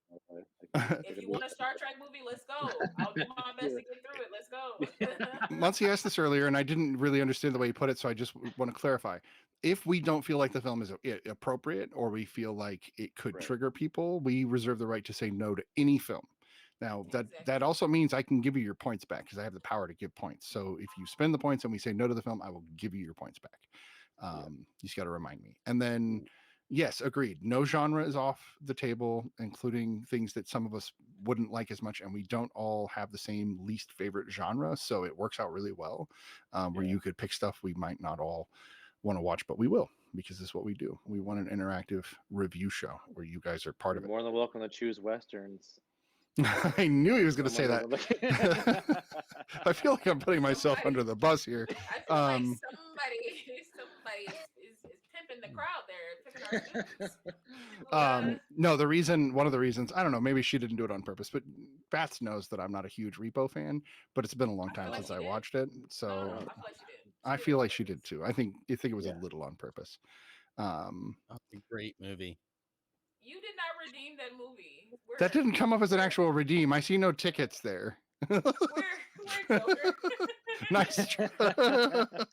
Nice try. Count it. She said so. Shush. I saw nothing. Oh, that's so good. Okay. I love that. I've missed you, Joker. Where have you been? I have too. He has always brought a great element to our chat. A good time. And I've been a guest on his show, and of course, all of you guys should go on his show sometime. He's fun. He loves to chat it up and talk about what you want to talk about. I'm not sure if he still does community nights. I might be speaking out of turn, but we do need to have Joker back on the show. We will be having guests on The Real Study coming here in the future. So be prepared for that. Those guests will be a variety of people, and we'll tell you as they show up. I'll give you a heads up, of course. Well, he community highlighted Mr. Snidbits back in the day, and I was very thankful for that. So he's a big fan of the channel and a big supporter. Vice versa. If you love anime, go follow Joker or JX in Crew. They do anime reviews on their podcast, and they're amazing. I think I follow. Home for the holidays. We have a few more minutes on this movie. We should probably see if there's anything else people want to chat about with this one. So Black Girl Marvel was actually asking before the show some good ideas. What character in Planes, Trains, and Automobiles did you guys relate to the most? Ooh. Yeah, that's a good one. Just between Steve Martin and any of them. It's the whole film. Andy? We're going to just open up to the film. Did you relate to even a side character? The baby. Yep. Just being forgotten about? Is that what you're... Yeah, exactly. It's like, no. It can be Ben Stein. Give that nice. I love it. That'd be awesome. That's pretty Uh, tough. Like I feel like I mean, sometimes I'm a mix of the two of yeah. of Steve Martin and John Candy's characters, especially like travel. Like I've traveled quite a bit. Like one of my first times coming home for Christmas when I was in the Navy was kind of a planes, trains, and not to that degree. Like I wasn't driving a charred vehicle home, but it was very much like I had to like go to so many different things, and I was like in uniform too at the time, so I was like Yeah. getting a lot of I hate attention. flying in uniform. It's Yeah, just totally. It's like, but worse. yeah, totally. Yeah, it's one of those things, and like I had to go to like the New Orleans bus station, and it was it was terrible. Like think Dude, about I've like a been there. stereotypical. Really, that's so funny. Yeah, it was like it was like a Yes. bomb hit the place. Like it was. So I kind of relate to like just the travel aspect of it, just trying to get home for Chris for the holidays. It's like and everyone's trying to do the same thing. oh yeah. So yeah, No, that makes sense. And we don't. This is a general question, so like it's just going to be an ongoing question as we right. go. So as we're talking about Home for Holidays, I told you I kind of relate to the kid characters because that's kind of the way I viewed my family as a kid, rather Yeah. than being more related to the Holly Hunter character. Because as an adult, I Mm-hmm. don't do those holidays. We go to my wife's family stuff, but not my Mm-hmm. family at all. Yeah. So yeah. So if you guys relate to We anybody in Home for the Holidays, bring it up. We'll go down that road. Um, Mhm. I don't think this was critically received like beautifully. I think some people liked it, some people don't. I think it's one of those films that if you really like it, you Mhm. really do, and if you don't, you don't. I don't think it's most people's staple for the holidays. I don't know. Yeah. Right. Right. I can see that. I feel like Planes, Trains, and Automobiles kind of holds that spot when it comes to Yeah. like Thanksgiving films. So here's the question then: would you watch this before you watched The Vicious Kind again? No, I'd watch The Vicious Kind before I watch this Interesting. No, again. no. Yeah. Yes. I I just should felt more do it. connected. Yeah, I felt more connected to that film, like from right from the first frame when you see Adam Scott. Like I was like, oh, this is different. So I was like, You're damn. welcome. No, it's like, Oh Yeah, man. this is dope. Yeah, no, I went from whoa, this is an interesting movie that Lala suggested to why am I watching this? I'm angry. Like I in 5 minutes. Yeah. Oh So yeah, that's a good segue. Let's give our ratings for Home for the Holidays. We'll move on to The Vicious Kind. I think there's a little bit more meat and potatoes there to dig into. And we do have ooh, the pre-review ready to go. Mm. So after these ratings, we'll do the pre-review and we'll come back for The Vicious Kind. I picked this movie. I still think it's a worth watch film, 7 out of 10. I would suggest it to people to check out Family Dysfunction and enjoy some good acting from some great stars. That's my synopsis. All the movie things. I gotta give it a 6.5. Yeah, just I was. I think part of it too was like I had expectations set up for it based on the cast, based on Jodie Foster, and I think I thought it was gonna be something else than it was for me anyway. And yeah, and I just had to like kind of get through it. So yeah, unfortunately, it's a lower score for me. But Okay. yeah. How about you, Sean? Oh, I was actually oh, I'm gonna give it a 6 out of 10. Uh, I think it's okay. I Yeah. think there's parts in the story where side characters definitely outshine main characters, and I find myself laughing more at them and waiting for scenes when the side characters are in the shot Right. rather Yeah. than characters when the main characters are in the shot. I'm like, okay, I can check the TikTok. Uh, That tells you how bad a yeah. movie is. How many times did you check TikTok? Yeah. What's TikTok? Or what do you mean? What movie? Did you see this Yeah. TikTok? Yeah. Yeah. I know. Yeah. That's Lala. funny. I'm gonna parrot all the movie things and give this a 6.5 because it gets a 0.5 only because I enjoyed Robert Downey Jr.'s character. There are elements of Yeah. the other like side characters that I enjoyed, so it gets a little Mhm. bump up from that. I wouldn't watch Right. this again. 7 and up, sorry, what I'll probably partake in again. Anything lower than that, I'm not gonna Yeah. watch again unless, again, it's like I always say, unless somebody's like, oh, let's watch this, and I'm just like, all right, Yeah. I guess. You can But I'll laugh at the probably be on scene my with the phone on ant TikTok again, right? talking to Sean. Yeah. Like, man, they got me watching Home for the Holidays again. For this shit. Did you see this You know, TikTok? Exactly. you see Yeah. this TikTok, man? I'm like sharing stuff with everybody. Like, dude, like I'm got my headphones on. Like, yeah, I'm watching. This Making a Christmas TikTok about how you're Carol. tired of Home for the Holidays. Exactly how I'm tired of this. Like I said, it had some good elements. All in all, I just felt like, and honestly, I'm literally going to parrot all the movie things. I saw Jodie Foster's name and I got excited. Right. And then I saw a flash. I saw like a picture of Robert Downey Jr. Before his picture is shown on the wall, and I was like, "Yep," because I didn't see his name. Like this didn't pay attention to the credits, and I was just like the titles in the beginning. I was just like, "Oh, okay, that's Robert Downey." Yeah. I was like, "Is that Robert Downey Jr.?" And he popped up, and I was like, "Shut the noise!" and I was just like, so I got more excited, and his character gave me something, and mom and dad gave me something, aunt gave me, everybody gave me something at times, but as a whole, it just didn't round up to be what I thought it was going to be. It wasn't like holding you the whole time. Yeah. Right. It felt very loose of a plot, loose of like anything could have happened. And I know in real life everything doesn't get resolved, but I also feel like if we start yelling at each other, we're going to finish yelling at each other.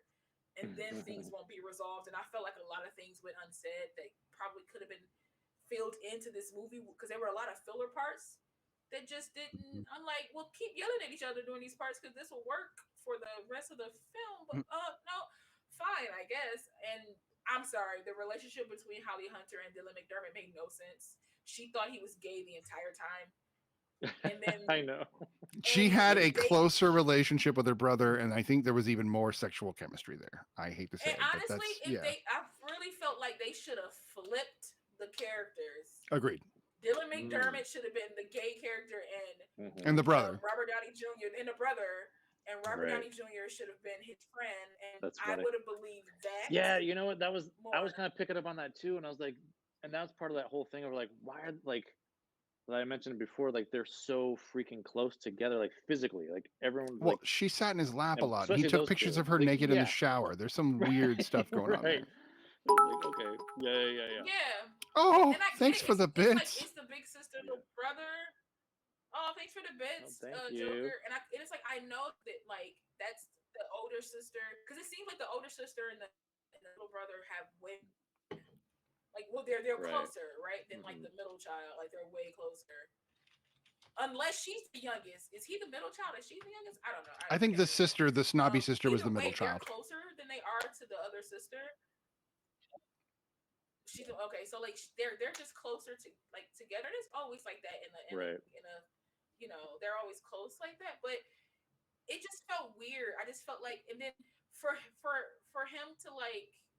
There was a line that I'm going to put in a future movie when I make my movie is when they're at the door, when he's at her door, like she finds out that he's leaving, which I don't understand why she's angry. You don't live here, honey. You leaving too. But that's a whole different thing. But when she goes to her room and he goes to the door and she's like, you can't come in. And he says something. I would probably have to watch this one scene again to see. Like he says something to her like, oh Claude, he's like, are you afraid? He's like, are you scared? And it seems very genuine. And I really wanted her to be like, yes, and close the door because she was. She was like terrified because she finally had a connection with somebody.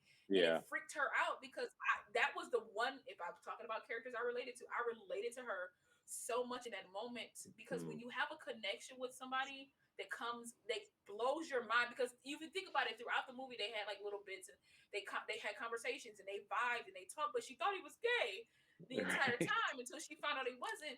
To find you have a connection with somebody like that so seamless, no drama, it's scary. It's very scary and I felt for her in that moment but they did nothing with it and then he got on the plane. Y'all kissed for a little bit. What we doing? I don't know, some relationships end like that. Some start like that. I've never experienced it for myself, so until I do, I don't believe it. Right. No, for sure. And I think that these kinds of films, for myself and my experiences, that I mean, I experienced some of those tropes, which I consider more just cliche because they're from my life and other people's lives. Like But I experienced there's this a real life. no, what I'm tropes are interesting because they come from somewhere, and usually it's because it's a shared experience, right? And so the shared experience becomes something they show on screen or in a book or in a TV show, and then everybody's like, "Oh, that's a great experience. I had that too." And then they use it 1,000 times in a movie, and we're all like, "Ah." But to me, cliche means something. There's a reason things are cliche. It's because we all kind of like it. Sure, it Right. gets, And Yeah, doesn't we all kind of, and we all it's not secretly cliche wanted right to. away. right, Yeah. right. Yeah. And No, I we still all don't think secretly just wanted because things become cliche that we should stop liking them. We were talking about how movies like this don't hit Right. as well because the humor doesn't work. But if you let a movie Mhm. marinate long enough, the humor comes back. So, like watching Blazing Saddles, it probably didn't hit as well in the 90s, but then you watch it now and you're like, oh, this is ridiculous because it's aged almost to a Yeah. fine wine in a way. Mhm. Yeah, some stuff ages well, some stuff doesn't. Agreed. So Agreed. I felt like Yeah. this movie. But maybe this is the kind of movie that we I'm with revisit you. in 10 years and go, wait, why is this working now? You don't know. Like, it Why is very this well my could happen. family now? Right, right. Because our experiences will change Right. us. So, perfect. Okay, so we are going to roll into the pre-review with our, of course, guest Sean, Sean! and he's not going to do it live, This guy. but he No. We're did. doing it live. We're doing it live. Ready, doing live, it go. Okay. No, he is. It's going to look like we're doing it live though, because I think you shot it right before the Am show. I So over myself? Am I gonna be over myself? no, That'd it's be it's cool. we're just gonna move over to the theater with all the cartoon characters. By the way, if you guys don't like the theater with the cartoon characters, I'm keeping it. I'm kidding. No, if you guys don't like it, please tell me. Thank you. No, Um, you I'm are. keeping it. What do It's you part mean? of the original show, and it's been all the characters that have been on the show over Thank time, you, and so Ray. it just kind of is. So, Thank all you, right, Ray. we're gonna move over to the real theater and watch Sean's pre-review. We'll be back. All Oh boy. right. How's it going, Real Study viewers? I'm Sean, and I'm back with this week's pre-review. Starting off in theaters, Disney brings us another incredible animated movie with Encanto, the tale of a young Colombian girl who is the only member of her family without magical powers. What will happen when that magic goes away? This story just looks like so much fun. Disney Animation has really been nailing it this year. They've brought us a ton of incredible stories, and I cannot wait to watch this one. Also, this week we get Resident Evil Welcome to Raccoon City. Now, I know Resident Evil is a video game series that we all enjoy and loved, and the movie adaptations for this series have been mixed to say the best, if not some of them being downright terrible. Let's just give it a chance. I'm always down to give Resident Evil a chance, so I will probably watch it. Wrapping up theaters this week, we're going to have House of Gucci. Now, I don't know much about Gucci, other than it's a brand of clothing that I cannot afford. But when you add the story of Gucci with Adam Driver and Lady Gaga, I'm in. I don't know much about the story, but I'm intrigued to learn. The trailer does look absolutely incredible. I'm in. Let's watch it. Moving on to streaming, HBO Max hits us in the Christmas feels with 8-Bit Christmas. Let me tell you, when you add NPH telling the story of how he grew up in 1980s Chicago, wanting the greatest Christmas gift a kid could get in the 80s, which was a Nintendo, I'm in, full on. This looks like a fun story from start to finish, maybe like a modern tale of a Christmas story where a child wants something so badly and the trials and tribulations he goes through to get it. I am full on board with this one. Moving on to Netflix. Netflix hits us in those cheesy Christmas feels with A Castle for Christmas. It's not my big rom-com Christmas movies are my deal, but this is Brooke Shields, who looks absolutely amazing. I cannot believe, I don't think she ages at all. And Carrie Ewells, who is absolutely awesome in everything he does. So yeah, I'm going to throw a cheesy Christmas film on here. If you like a cheesy rom-com Christmas film, check out A Castle for Christmas. It looks like something that would be definitely enjoyable. Finally, we get Masters of the Universe Revelations Part 2 from Netflix. This is a series that is just absolutely incredible. I loved it from start to finish. I think the characters are telling an incredible story. And as a fan of Masters of the Universe, I absolutely love it. I will give you this tidbit of insight on this week's episode. If you really want a pre-review for Masters of the Universe Revelations in your comic book collector, check out these 3 issues from DC Comics. They will definitely set you on the right path for the story that we have coming up, and it is going to be awesome. Thanks for watching, Real Study viewers. We'll see y'all next week.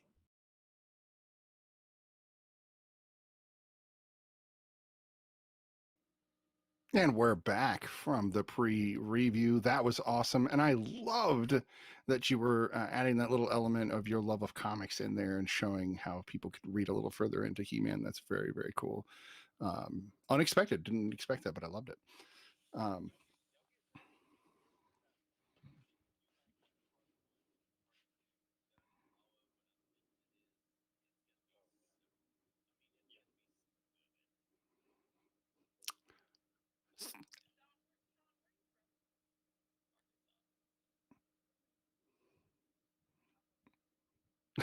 I'm like, where's this line of questioning going? I'm very curious. I'm kind of want to sit back and watch this interview happen.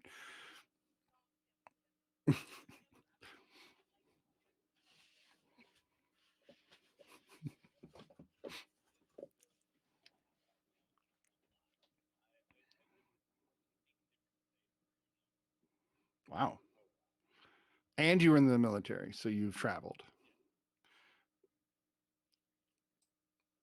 I can't hear it. And They Oh, can't hear yep, us. I fixed it. Again. Happened again. I fixed it. No, I know why it Okay. happened this time. It's because Sean's Got it. video screws up everything, and it's my fault. And it's just bad It's all producer. Sean's fault. Bad Guy's producer. It's Okay, all so Sean's you fault. guys Can you are guys hear us now? you guys are Hunt good. him down. So Lala had asked where Sean was from. He said Arkansas. Told us he Yes. was from 17 different states in his lifetime. Was in the military, and that's where we're at.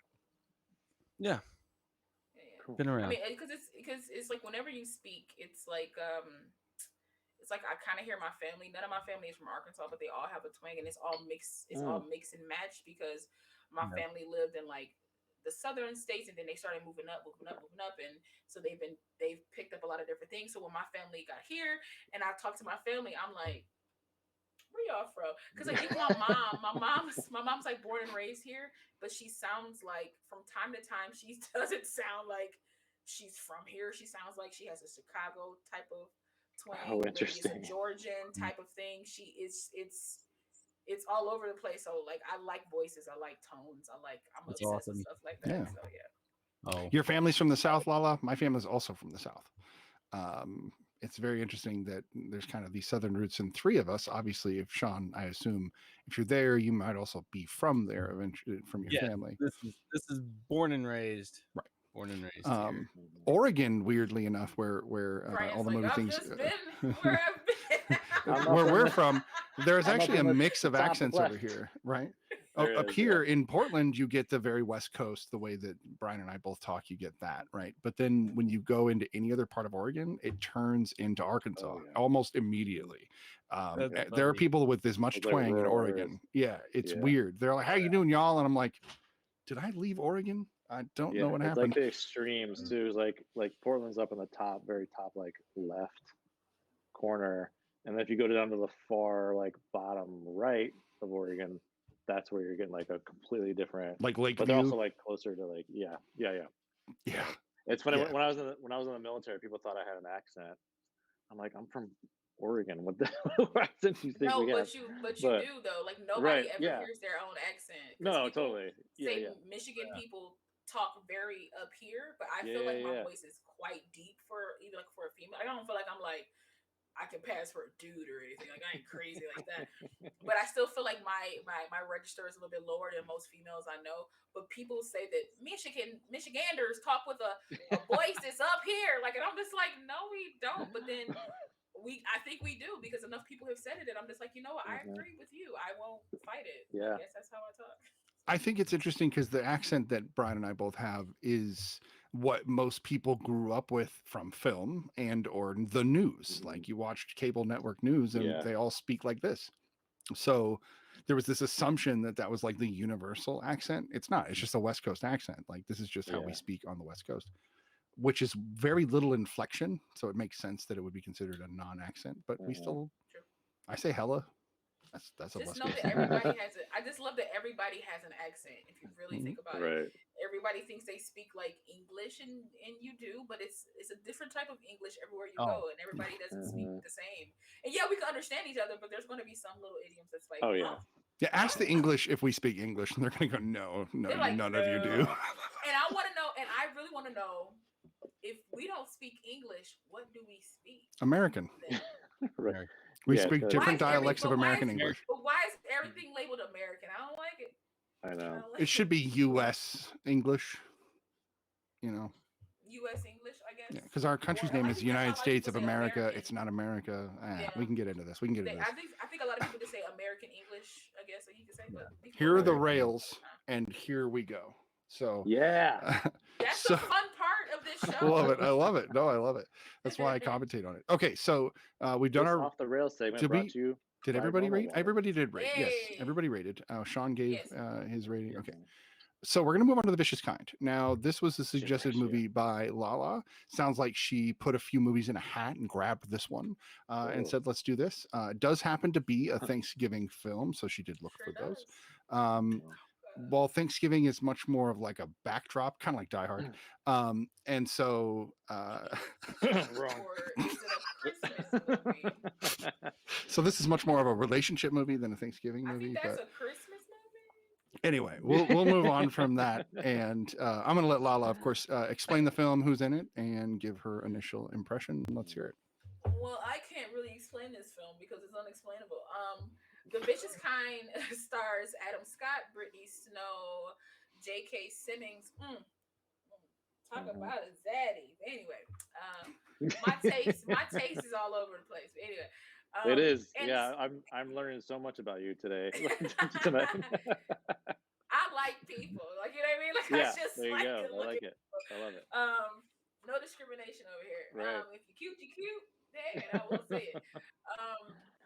But this film is about, essentially, it's about Adam Scott's character Caleb, who, after in his mind, a tumultuous breakup, Mhm. sees, come on, Batsy, sees women as just like, excuse my language, just sees them as like whores and tramps and things like that due to his own personal deep-seated trauma. His little brother comes home from college with his girlfriend, who mistakenly looks very similar to the woman that broke his Identical. heart. Minus Yeah. the tattoos, but yeah, Like, damn. I know. It Yeah. was the like, haircut. part of me felt like that was her big sister that she kept talking about. But anyways, Right, we never like- really got into that. Yeah. He comes home with his girlfriend, who looks very similar to the woman that Caleb just recently got his heart broken by. Mhm. And a whole train of events happens where secrets are let out, attractions are made, truths come out, and and weirdly, families and people are beginning to get healed through these weird encounters with each other. Right. The Vicious that's how Kind it is a really good title for this film. Vicious It is a is. great word Yeah. for this It film. Yes. is. Yeah. It is. I never seen this film before ever, but Snitty was like, "We need a Thanksgiving film," and so I went to old Google there, and I was like, "Give me a Thanksgiving film." And it And gave I you a was- whopper. It Well, did, and I was. It was a looking at these Sundance films, film, best and I was feature. like, I like Adam Scott, so that's why I picked it. No, and that's I a great like Adam person Scott. to pick Oh, for. and J.K. Yeah. Rowling too, but I like. J.K. You mean Rowling, I'm Simmons? sorry. J.K. Rowling. I was like, Woof. all the movie things. What is your initial impression of The Vicious Kind? Oh man.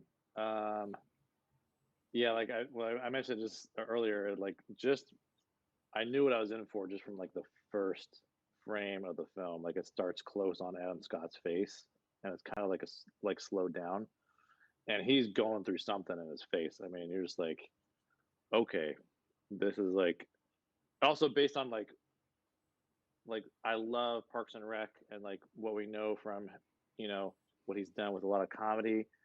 And so this already shifts that immediately right away. Like it just changed everything for me. So as far as like seeing him and like seeing his performance, he's man, I hope to see more drama from him. Like Mhm. he's incredible in this movie.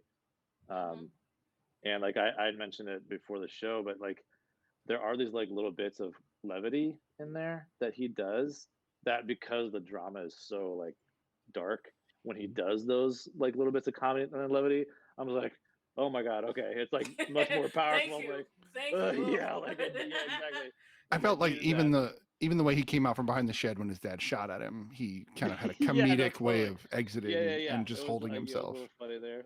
Yeah, Yeah. yeah. There's all these little hints there that it's like, oh, that's the Adam Scott we know and love, but still, he's like, he obviously was going through some trauma. But I really love this movie. Excellent choice, Lala. Thanks. Thank Um, you. the film gods were smiling on us for this one. Uh, Yeah, it was. Yeah, I was like in it the whole way through. I mean, it was really great. Yeah, I like loved that it. as a segue, so I'm going to jump on that. Mhm. In it, the whole way through is how I felt as well, and I Right. think what you were saying about the cinematography is what really drew me in. There are Mhm. shots in this movie that just laid out as beautiful with no context. The Oh scene yeah, of yeah, the leaf on the front of the Volvo yeah. No, totally. Yeah, yeah.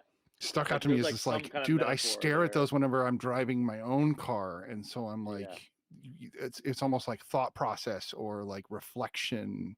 The Uh-huh. times passing. I agree. There's some metaphors there, just from like Yeah. that brown leaf, Yeah, that stood out. That stood out to me trapped. too. I was You like, know, whoa, yeah, yeah. and even as they panned over the other leaves that were stuck, they were meaningless to me. It was that one, I don't know, that one leaf really stuck out to me. Yeah. The whole film had that though, and I think that while we got some attempt at like inner dialogue for characters in Home for the Holidays, and we even got like the moment where the characters were scared with the skull faces and the Satan moment in Planes Trains. This movie did an excellent Mhm. job of explaining what our main character was feeling with Mhm. that those Oh flashes, yeah. and I thought that was Uh-huh. a great way to show memory, because most films will just show you a scene and Yeah, you're they like, did a really great job of that. Yeah, too. Like, Yeah. but these were and like, flashes. This one yeah, was like jagged and it was cut Right. and it was exactly. flashes Like it and it was. was yeah. Yep. Yeah. It was The like a stutter effect through the whole thing. There's nothing Like was how I feel smooth. all memory is to a certain Yeah, extent exactly. No, because totally. yeah. you really don't It's remember start to finish sometimes a no. memory depending on what especially if it's like a traumatic memory you Agreed. Yeah. remember it's like a broken mirror, it's like fragments, right? And Mhm. so this Mhm. And showed that's that why those he had fragments. this connection, and they did a good job of showing his connection to the Britney Yeah. Snow character Mhm. by showing us Mhm. only a little bit of his previous girlfriend, and we were like, wait, is he Yeah. imagining Britney Snow, or is that Right, or is that Right. her? somebody? And then So you we kind were of see her fragmented. when he drops off the images, and you don't quite know what happened between them. Is she really Yeah. Yeah. calling Yeah. him and not calling him and just breathing on the phone, or is he imagining this? Like you don't Or know. Uh-huh. at one point, I thought it might have been the Britney Snow character, Emma, calling him and just breathing. Mm. Mm-hmm. Might have been. Yeah. Mm-hmm. Sean, let's get your initial reaction to The Vicious Kind before, because we're going to go off the rails here. Y'all pick some heavy stuff, Right. I mean, I was, I looked through the lineup when I knew I was going to be on the show, and I was like, oh, sweet, there's an Adam Scott film on here. Yeah. Man, yeah, Brian, Hilarious. that scene, you're just like, okay, so this is what I'm in for. Okay, Yeah. let's buckle up. And the roller coaster of emotions you feel for these characters, like there were times that I was like, I dislike Adam Scott so much right now. That's crazy. Yeah. So much. And then Yeah. there's other times where you're like, I should feel sorry for you. I should. Yeah. He's I don't going want through to, something. It's like, but I yeah. should. Like, You damn. did. And But With you're that such a dick. supermarket Like, yeah. scene, ooh, buddy. Oh, And God, I everybody know. called him a dick. Holy. Everybody knew he was a dick. Oh, He man. wore it like a badge of honor. Yeah, that I just don't supermarket understand. scene. It was like, whoa. Like, from a performance perspective alone, Adam Mhm. Scott was like giving it. Like, Well, Yeah, wow. him and Like, Brittany had to sit aside and have a chat oh, before dude. this, Yeah, that was before this Before entire performance together, because they that had was to get tough. Yeah, very yeah. close on Yeah. Yeah, that's the quite a thing few about levels. And that physical, email like, man. Yeah. is it starts off such an awkward exchange Right. between Yeah. Yeah. you and Yeah. he's Uh-huh. pushing the cart and like what? You like Yeah. that It's line? almost are they having this comedic little back and forth The build and is then great. he Yeah. turns it on and Yeah. it's on. Like you're Yeah. just like, wow. You He can starts see that so he subtle. hates her. He starts so subtly, Right. and then he just the closer he gets to her, the more uncomfortable she gets, but we get Yeah. too. Oh yeah, Well, It's yeah, a yeah, but whole he- thing. It's like, yeah. Every time he Yeah, got it was closer, awesome. he wanted to. Every time he got closer, he felt like he was doing the right thing until he felt guilty for what Yeah, he yeah. was feeling, and And then he's getting snapped. triggered by his. He's basically getting triggered, right, by his trauma that he's Yeah. gone through. You know, Right. and all he can see in her is Is his that other ex. And girl? like, Yeah. Right. it's Yeah. like, His own hurt. Yeah. man, yeah, Mhm. so good. So Yeah, J.K. crazy. Simmons, we were talking Mhm. about this before. He plays a character that was a lot like my dad, very inappropriate, and saying things that shouldn't have been Right. said. Talking about how cute girlfriends were, and I'm like, you're 25 Mhm. years older. What are you doing? Mhm, And mhm. Like I, what you you like know, in bed and things like that. right, Because right, we're right. not, That was Mhm. my we're dad not, to a T. we're not bros. We're not And bros. so- Yeah, what the, yeah, right. I felt this like Yeah. connection, but even my dad we never got to that level where we hated each other, Mhm. but Mhm. we definitely had that kind of relationship where he would talk in those ways to me, and I don't know, I felt very uncomfortable.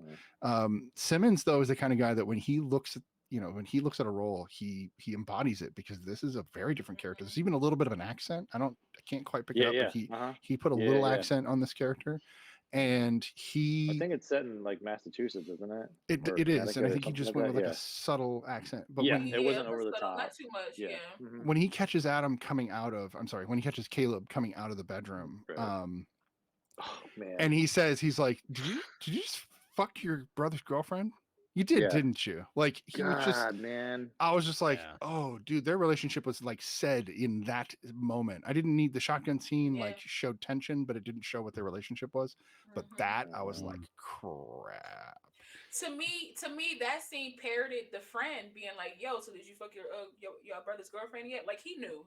Like Mhm. he's in the friend said it so nonchalantly, like he Right. knew that Oh, yeah, you yeah. are a piece of trash, and the reason why you keep talking about this girl is because you're about to do something. Right. Yeah. Like he Mhm. knows him so well, so it's just honestly, it's like everybody knows him so well, he just doesn't know himself.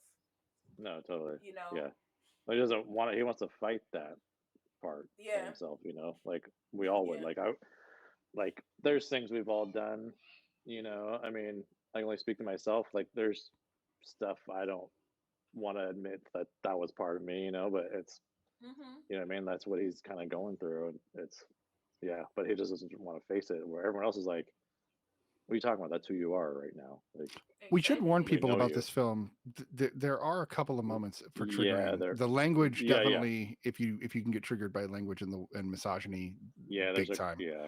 Mhm. Yeah, There's it's a lot of that narrative. And there's some There's a couple of assault, explicit quintessential scenes. independent film. not sexual Right. assault, but there is assault, direct assault in the film. So keep that in Yeah. mind. Right. Just But nothing's just like put that in. brutal or like Right. bloody. It's not or like grotesque or over. anything. It's Like, not grotesque or anything. But like it's that, emotional. But it can trigger. It's emotional. And it can trigger anybody. right. You know that's had Mhm. issues with anybody that has put their hands on them or anything like that. So just Right. For So sure. just Yeah, keep yeah. that in mind. just I keep would that in mind. I would definitely say that Brittany Snow constantly shows me that she's a better actor than she's given credit for in Hollywood. Right. Yeah, yeah. She doesn't get the roles I think she should. She Mhm. gets those like, oh, she's a pretty girl roles, and Mhm. I think she's got far more range than we're seeing generally. No, because she can honestly Yeah. cry at the drop of a hat. Right. You can Man, like yeah. thump her on the shoulder, and then her eyes will just well up, and you'll be like, "Oh my god, Yeah, I'm sorry she that was I hurt you." great. Like you just feel for her like immediately, you know. I don't know. I just felt like this film, like I was kind of proud of myself when I watched it. I was like, "Oh, this wasn't a bad grab. This wasn't." But even the bad grabs aren't going to be bad. Like, we watched the Fast Color and everybody was like, oh, it was okay. Yeah. It was still worth watching and worth talking about. Totally. Yeah. So even though like okay ones are going to be fun, it's when they're really bad and I'm like, la, I can't get through this movie. We'll talk about that. Yeah. And I think the Mitchell versus the Machines, I think I couldn't finish. It was like the one movie for this whole show that I Oh didn't finish. man, I enjoyed love that that film. movie. Yeah. Yeah. I love that just couldn't do movie. it. I just couldn't do it. These are my Years. guys. It's so fun. So this movie has some tropes where especially the way they're treating the uncle, his boss's nephew, and Yeah. their family. That his boss's family. Oh, the scene where he's like, jeez. "Oh my yeah, God, I know. my niece gives the best, head." Yeah. And then he Yeah. stops like that long pause and he goes, "Not that I would know from personal experience." I'm like, "Oh, Yeah. get Like, out of here oh with that man. crap, Oh dude." yeah. And then- yeah. Yeah, and then the second time when he's like, "Oh, thanks for not showing up," my niece had But to, yeah, like, so like my niece had to like glow like this other. It was just like yeah, what? Jeez. What? God, yeah, it was Yeah, Skeeving me out Ray. just talking Yeah, about it. Ray. okay. It's Yeah, a crazy film. I still I would was like like, your take wow. on it though. No, I agreed. like I your think take. everybody should. Anybody who thinks that they understand family dynamic for Thanksgiving should watch this film because this one hits a little closer to reality. Oh, Yeah, it felt real. Yeah, it Yeah. definitely. Mm-hmm. People are Yes, Ray. sneaky, they're shady, they're Yeah. dark. Like this showed the Yeah. human. This It- this could have been called the humankind, and it would have been just as appropriate. Yep. Yeah.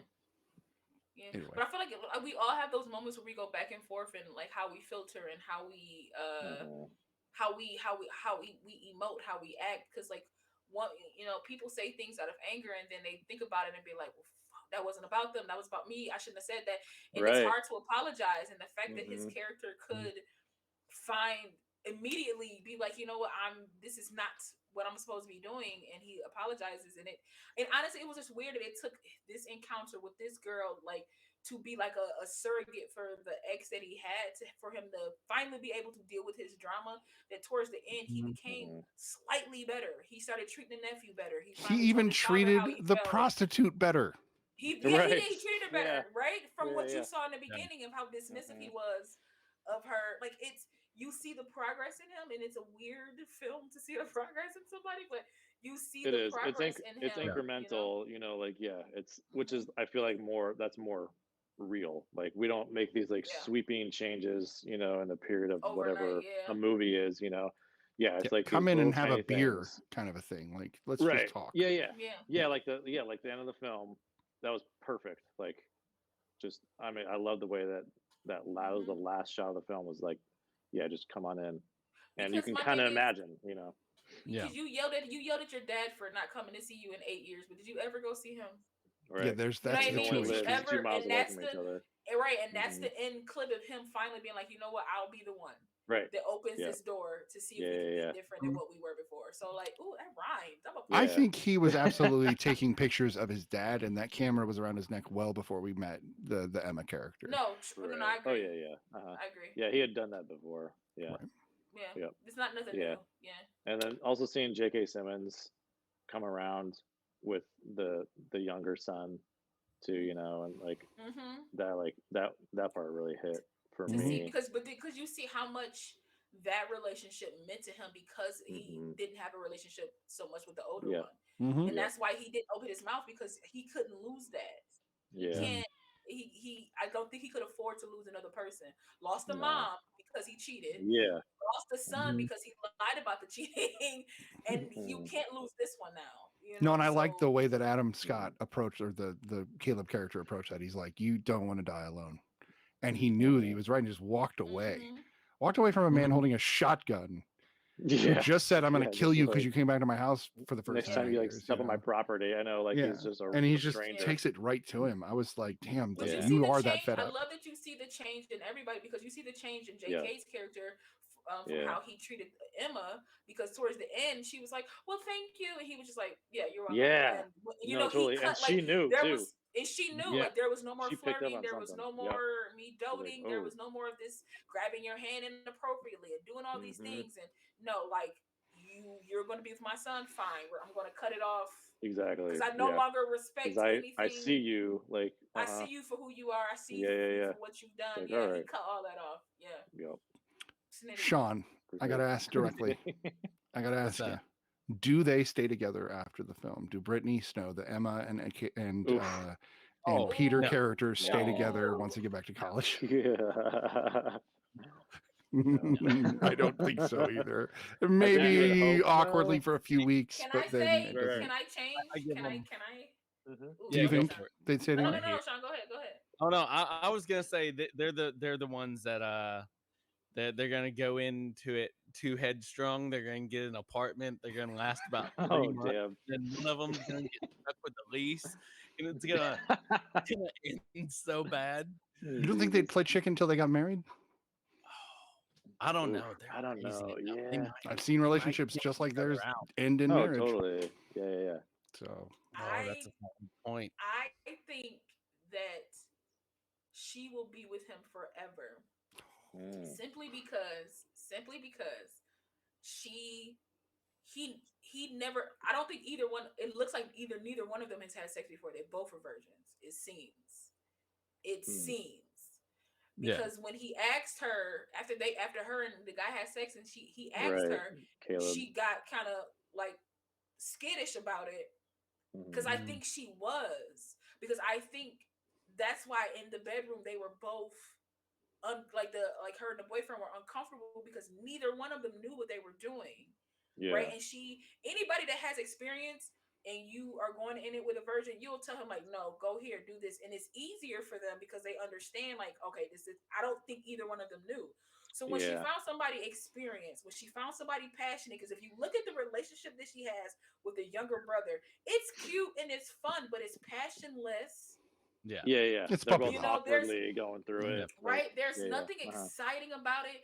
There's no No. mystery to it. It's Well, no, very. she And then has to it's like build the excitement by smoking behind his back. exactly. So there's not. And then it's like this. He seems to have, from what the father and the older brother has shown us, he's changed how he dresses, changed how he does things. So maybe the person that she initially, because was he in a frat? Because frat boys don't wear like Dickies.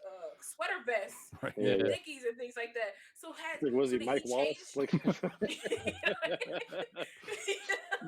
Like so it's like he's changed so much from probably who she thought he was. Yeah, that's a And good then point. for him to be like, I love you, I feel like she's going to stick with him just so she can see Caleb again.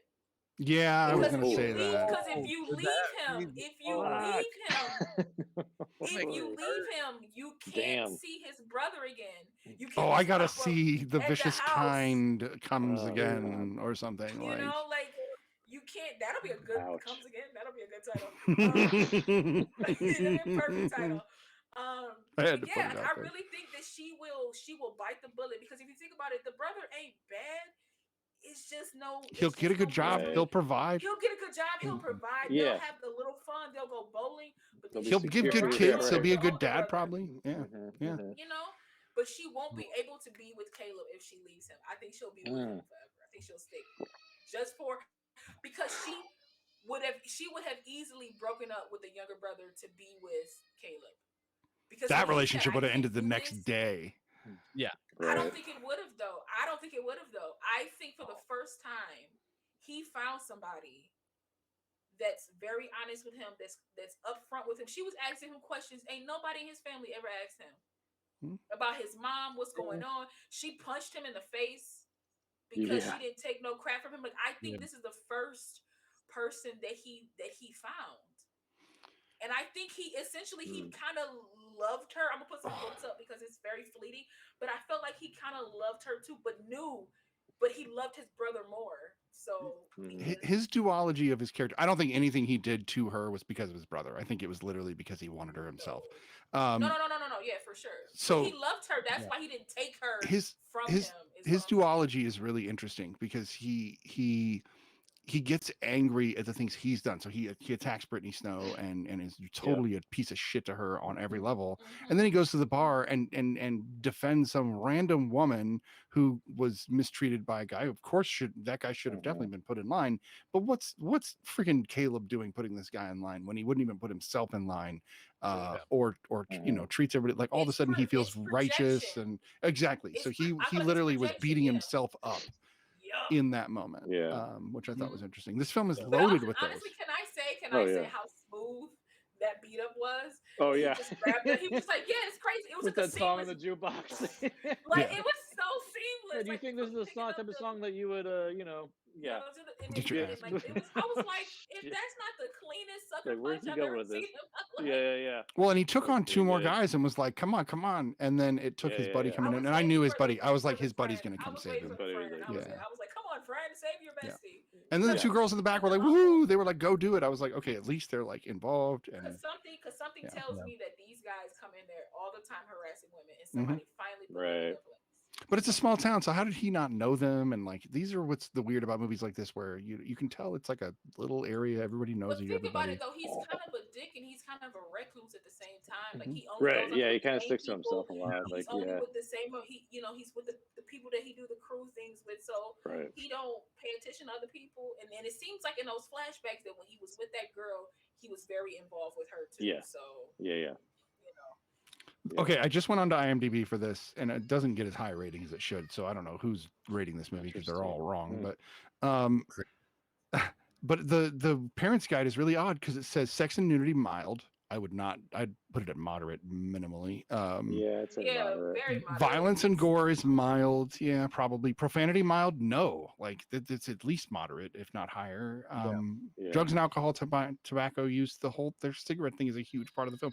Whoever made this parents guide on IMDb doesn't know what they're doing. They didn't watch It's this film. barely cigarettes. Like I mean, it's a pack, and then she got two. It's come on, you don't. They're see like no 5 smoking scenes, though. I don't know. That's just me. I mean, it's not the whole thing, but it's just like 3 smoking scenes. I know. Yeah. All right, so we should rate this film. We've got about 8 minutes left.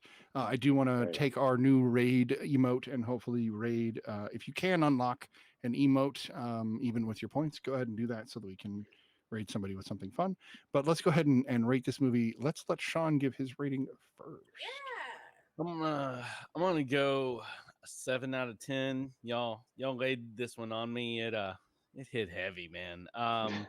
It was definitely unique to see Adam Scott in a role like this. You know, you go into it and you're like, what fun news does Ben Wyatt have for me today? And, you know, Yeah. and then you get sucker punched in the face, and you're kind of left just looking around and trying to put all the puzzle pieces together the rest of the movie, and it's really great. J.K. Simmons, absolutely awesome as always. Britney Snow, you know, probably when did this come out? 2011. Is that what 2009. 2009. Yeah. She put in a heck of a performance for 2009, and I cannot believe she hasn't received more since then. So yeah, being 2009, I totally see where you're coming from on her not being given better roles, because like taken seriously. Like, yeah. It's a good film all the way around. You know, it's one of those that when you watch it, you're like, okay, it's gonna be a while before I watch this again, just because of how emotional it makes you. The feelings that you feel while watching certain scenes are like, well, I don't want to experience that again. But that's all part of the story, and it's pretty good. I like it. So solid 7 out of 10. Solid.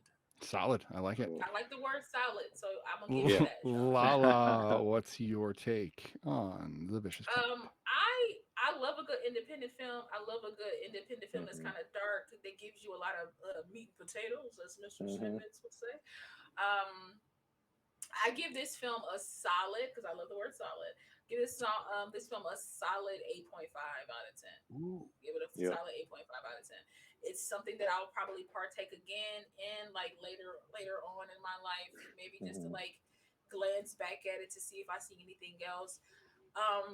You wouldn't think the trio of Adam Scott, Britney Snow, and J.K. Simmons works to perfection. You see those names and you're like, huh? And then you watch this movie, you're like, oh, I get it. Oh, okay, I get it. I thought this was great. There are moments where I can see a bit of my emotions, a bit of myself in everybody from time to time. Sometimes I could be inappropriate. Sometimes I could be a dick. Sometimes, you know, I don't know what I want. You know, I'm all over the place. And a human.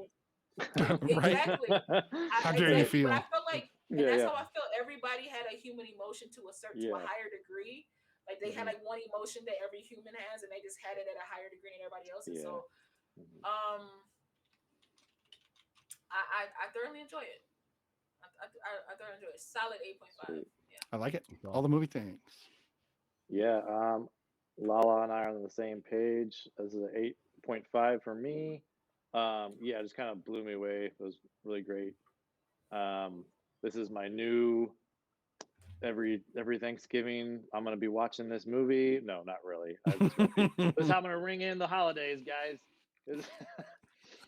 Get out The Vicious Kind. We're gonna all celebrate Thanksgiving. Gather around, family. yeah, I was just like, I mean, the performances are great. Like, yeah, Brittany Snow, I mean, really surprised me. Adam Scott really surprised me. Um, and I'm surprised I haven't seen more of him doing this kind of stuff. Really, it's just yeah. And I mean J.K. Simmons. You kind of already know that J.K. Simmons is just gonna like give it Nail it. everything. Yeah. Yeah, and I was just like along for the ride the whole time, and yeah, so love that 8.5. 8.5, that's a solid rating. I'm actually going to give this movie a 9, and then I'll address what's going on in the chat. Oh, that's nice. Look at A, you. a 9 out of 10, and I give it that because I too was shocked by some of the acting that, I mean, J.K. Simmons always brings it, but yeah, Adam Scott should get way more credit than he deserves. Brittany Snow, I already kind of went into Right. that earlier. And the brother's character was more of a facilitating character. It's unfortunate because there Yeah. wasn't a lot for him to flex with the Right. character. It's just not. It's not the actor's fault. I think it was just the role, and he did well in that. I think the reason I think it's a 9 out of 10 is this movie gave me more raw emotion and feeling than either of the other Mhm. two combined. Even if you add all the sure. funny moments, this one I was like, oh shit, this got real, and it got real the moment it started, and it kept going, and there were a lot of those cinematic moments that really stuck out, and they were my plastic bag moments, if you will, if you guys know Mhm. American Beauty at all. That leaf is my plastic bag right now. Totally. Yeah. Like, That's I definitely. really, Yeah. I don't know what it is. Like, it's just a leaf, but it means so much to me, and I don't know why. Yeah. That leaf Those little alone indie elevated film it from an moments. 8.5 to a 9. Like, Yeah. that's how promising that leaf is to me. I know that respect sounds that. ridiculous, but No, I get it. It so stood out yeah. to me too. And I love, when movies grab me, and maybe even just a shot, that can be huge. And I think that's true for everybody. Mhm. So this is why I try not to judge people's opinions, even if they don't agree with me, even if they think Die Hard's a Christmas What movie. about those film? What about the film experts though? Oh yeah. I don't know if you guys follow. I would hope most of you follow me on TikTok, but yeah, I had somebody tell me that film experts say that Godfather's the Film number 2 experts, best what ranked say? film ever, and blah, blah, blah. And I Mhm. giggled it off. I'm like, there's no such thing Yeah. as a critic that's an expert. We're all. Do you get paid for it or not? That's really the difference. Like, are you a professional critic or are you an amateur critic? And Right. we're all amateur critics. We're all critics. We get a little bit of money, Mhm. so we're sort of We're all like, critics. We're all I don't know. critics. Agreed. We Yeah, are all Everybody's a critics. everyone critic. is. Every single To person be a is. human means to have an opinion on things, Anything even if your opinion is with no anything opinion. that's subjective, you're a critic. You can be a Right. critic about it. Right. Yeah. I agree.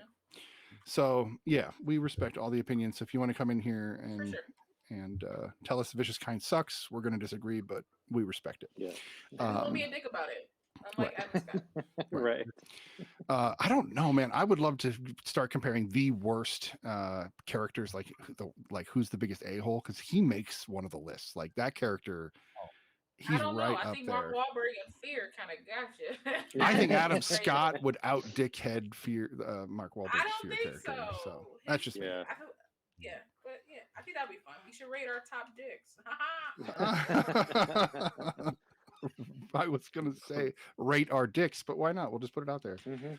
Okay, so this show went to a little like a soft R tonight. Yeah. Apologies. No, this was like NC-17. This Glad was to be a part of it. NC-17. Awesome. It's Sean. He brought that element of a soft R Yeah. with him. I don't know what that is. What I do. As always, with the real study, we are going to raid somebody. I have a couple people in Also, mind. let's just real quick there in the chat where we're talking about how I think Muncie was trying to redeem film. You can only redeem, for some reason it's set up that we can only redeem one film ever. Like only if you redeem it, it goes on cooldown or something like that. It's saying, because right now, Weird. if I I'll have try to look to at go in and redeem it, it says Muncie, put the name of the movie in the chat. Just what's the name of the movie? Yeah, what's the name of the movie? We'll do it anyway, and we'll steal your points. Not so this game. Yeah. Oh, but I think Ray was first though. If we're gonna go. Okay, whoever tried to redeem it first, let us know and redeem it, and we always have the following week.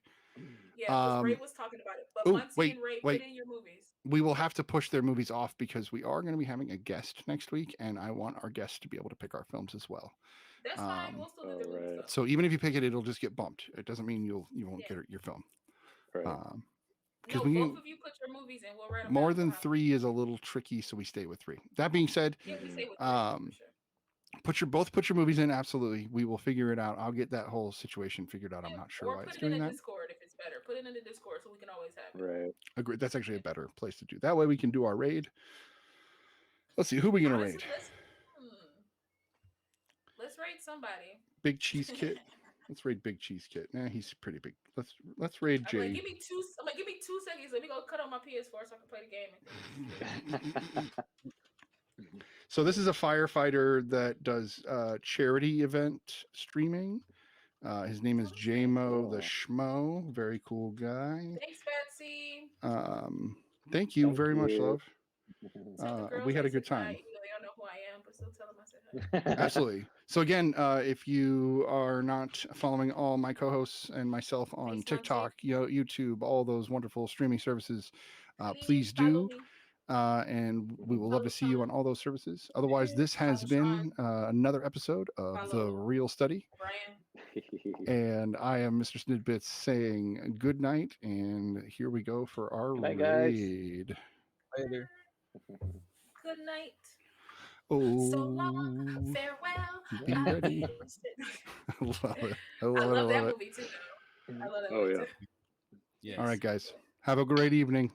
Boy, all right, y'all. Have a good week.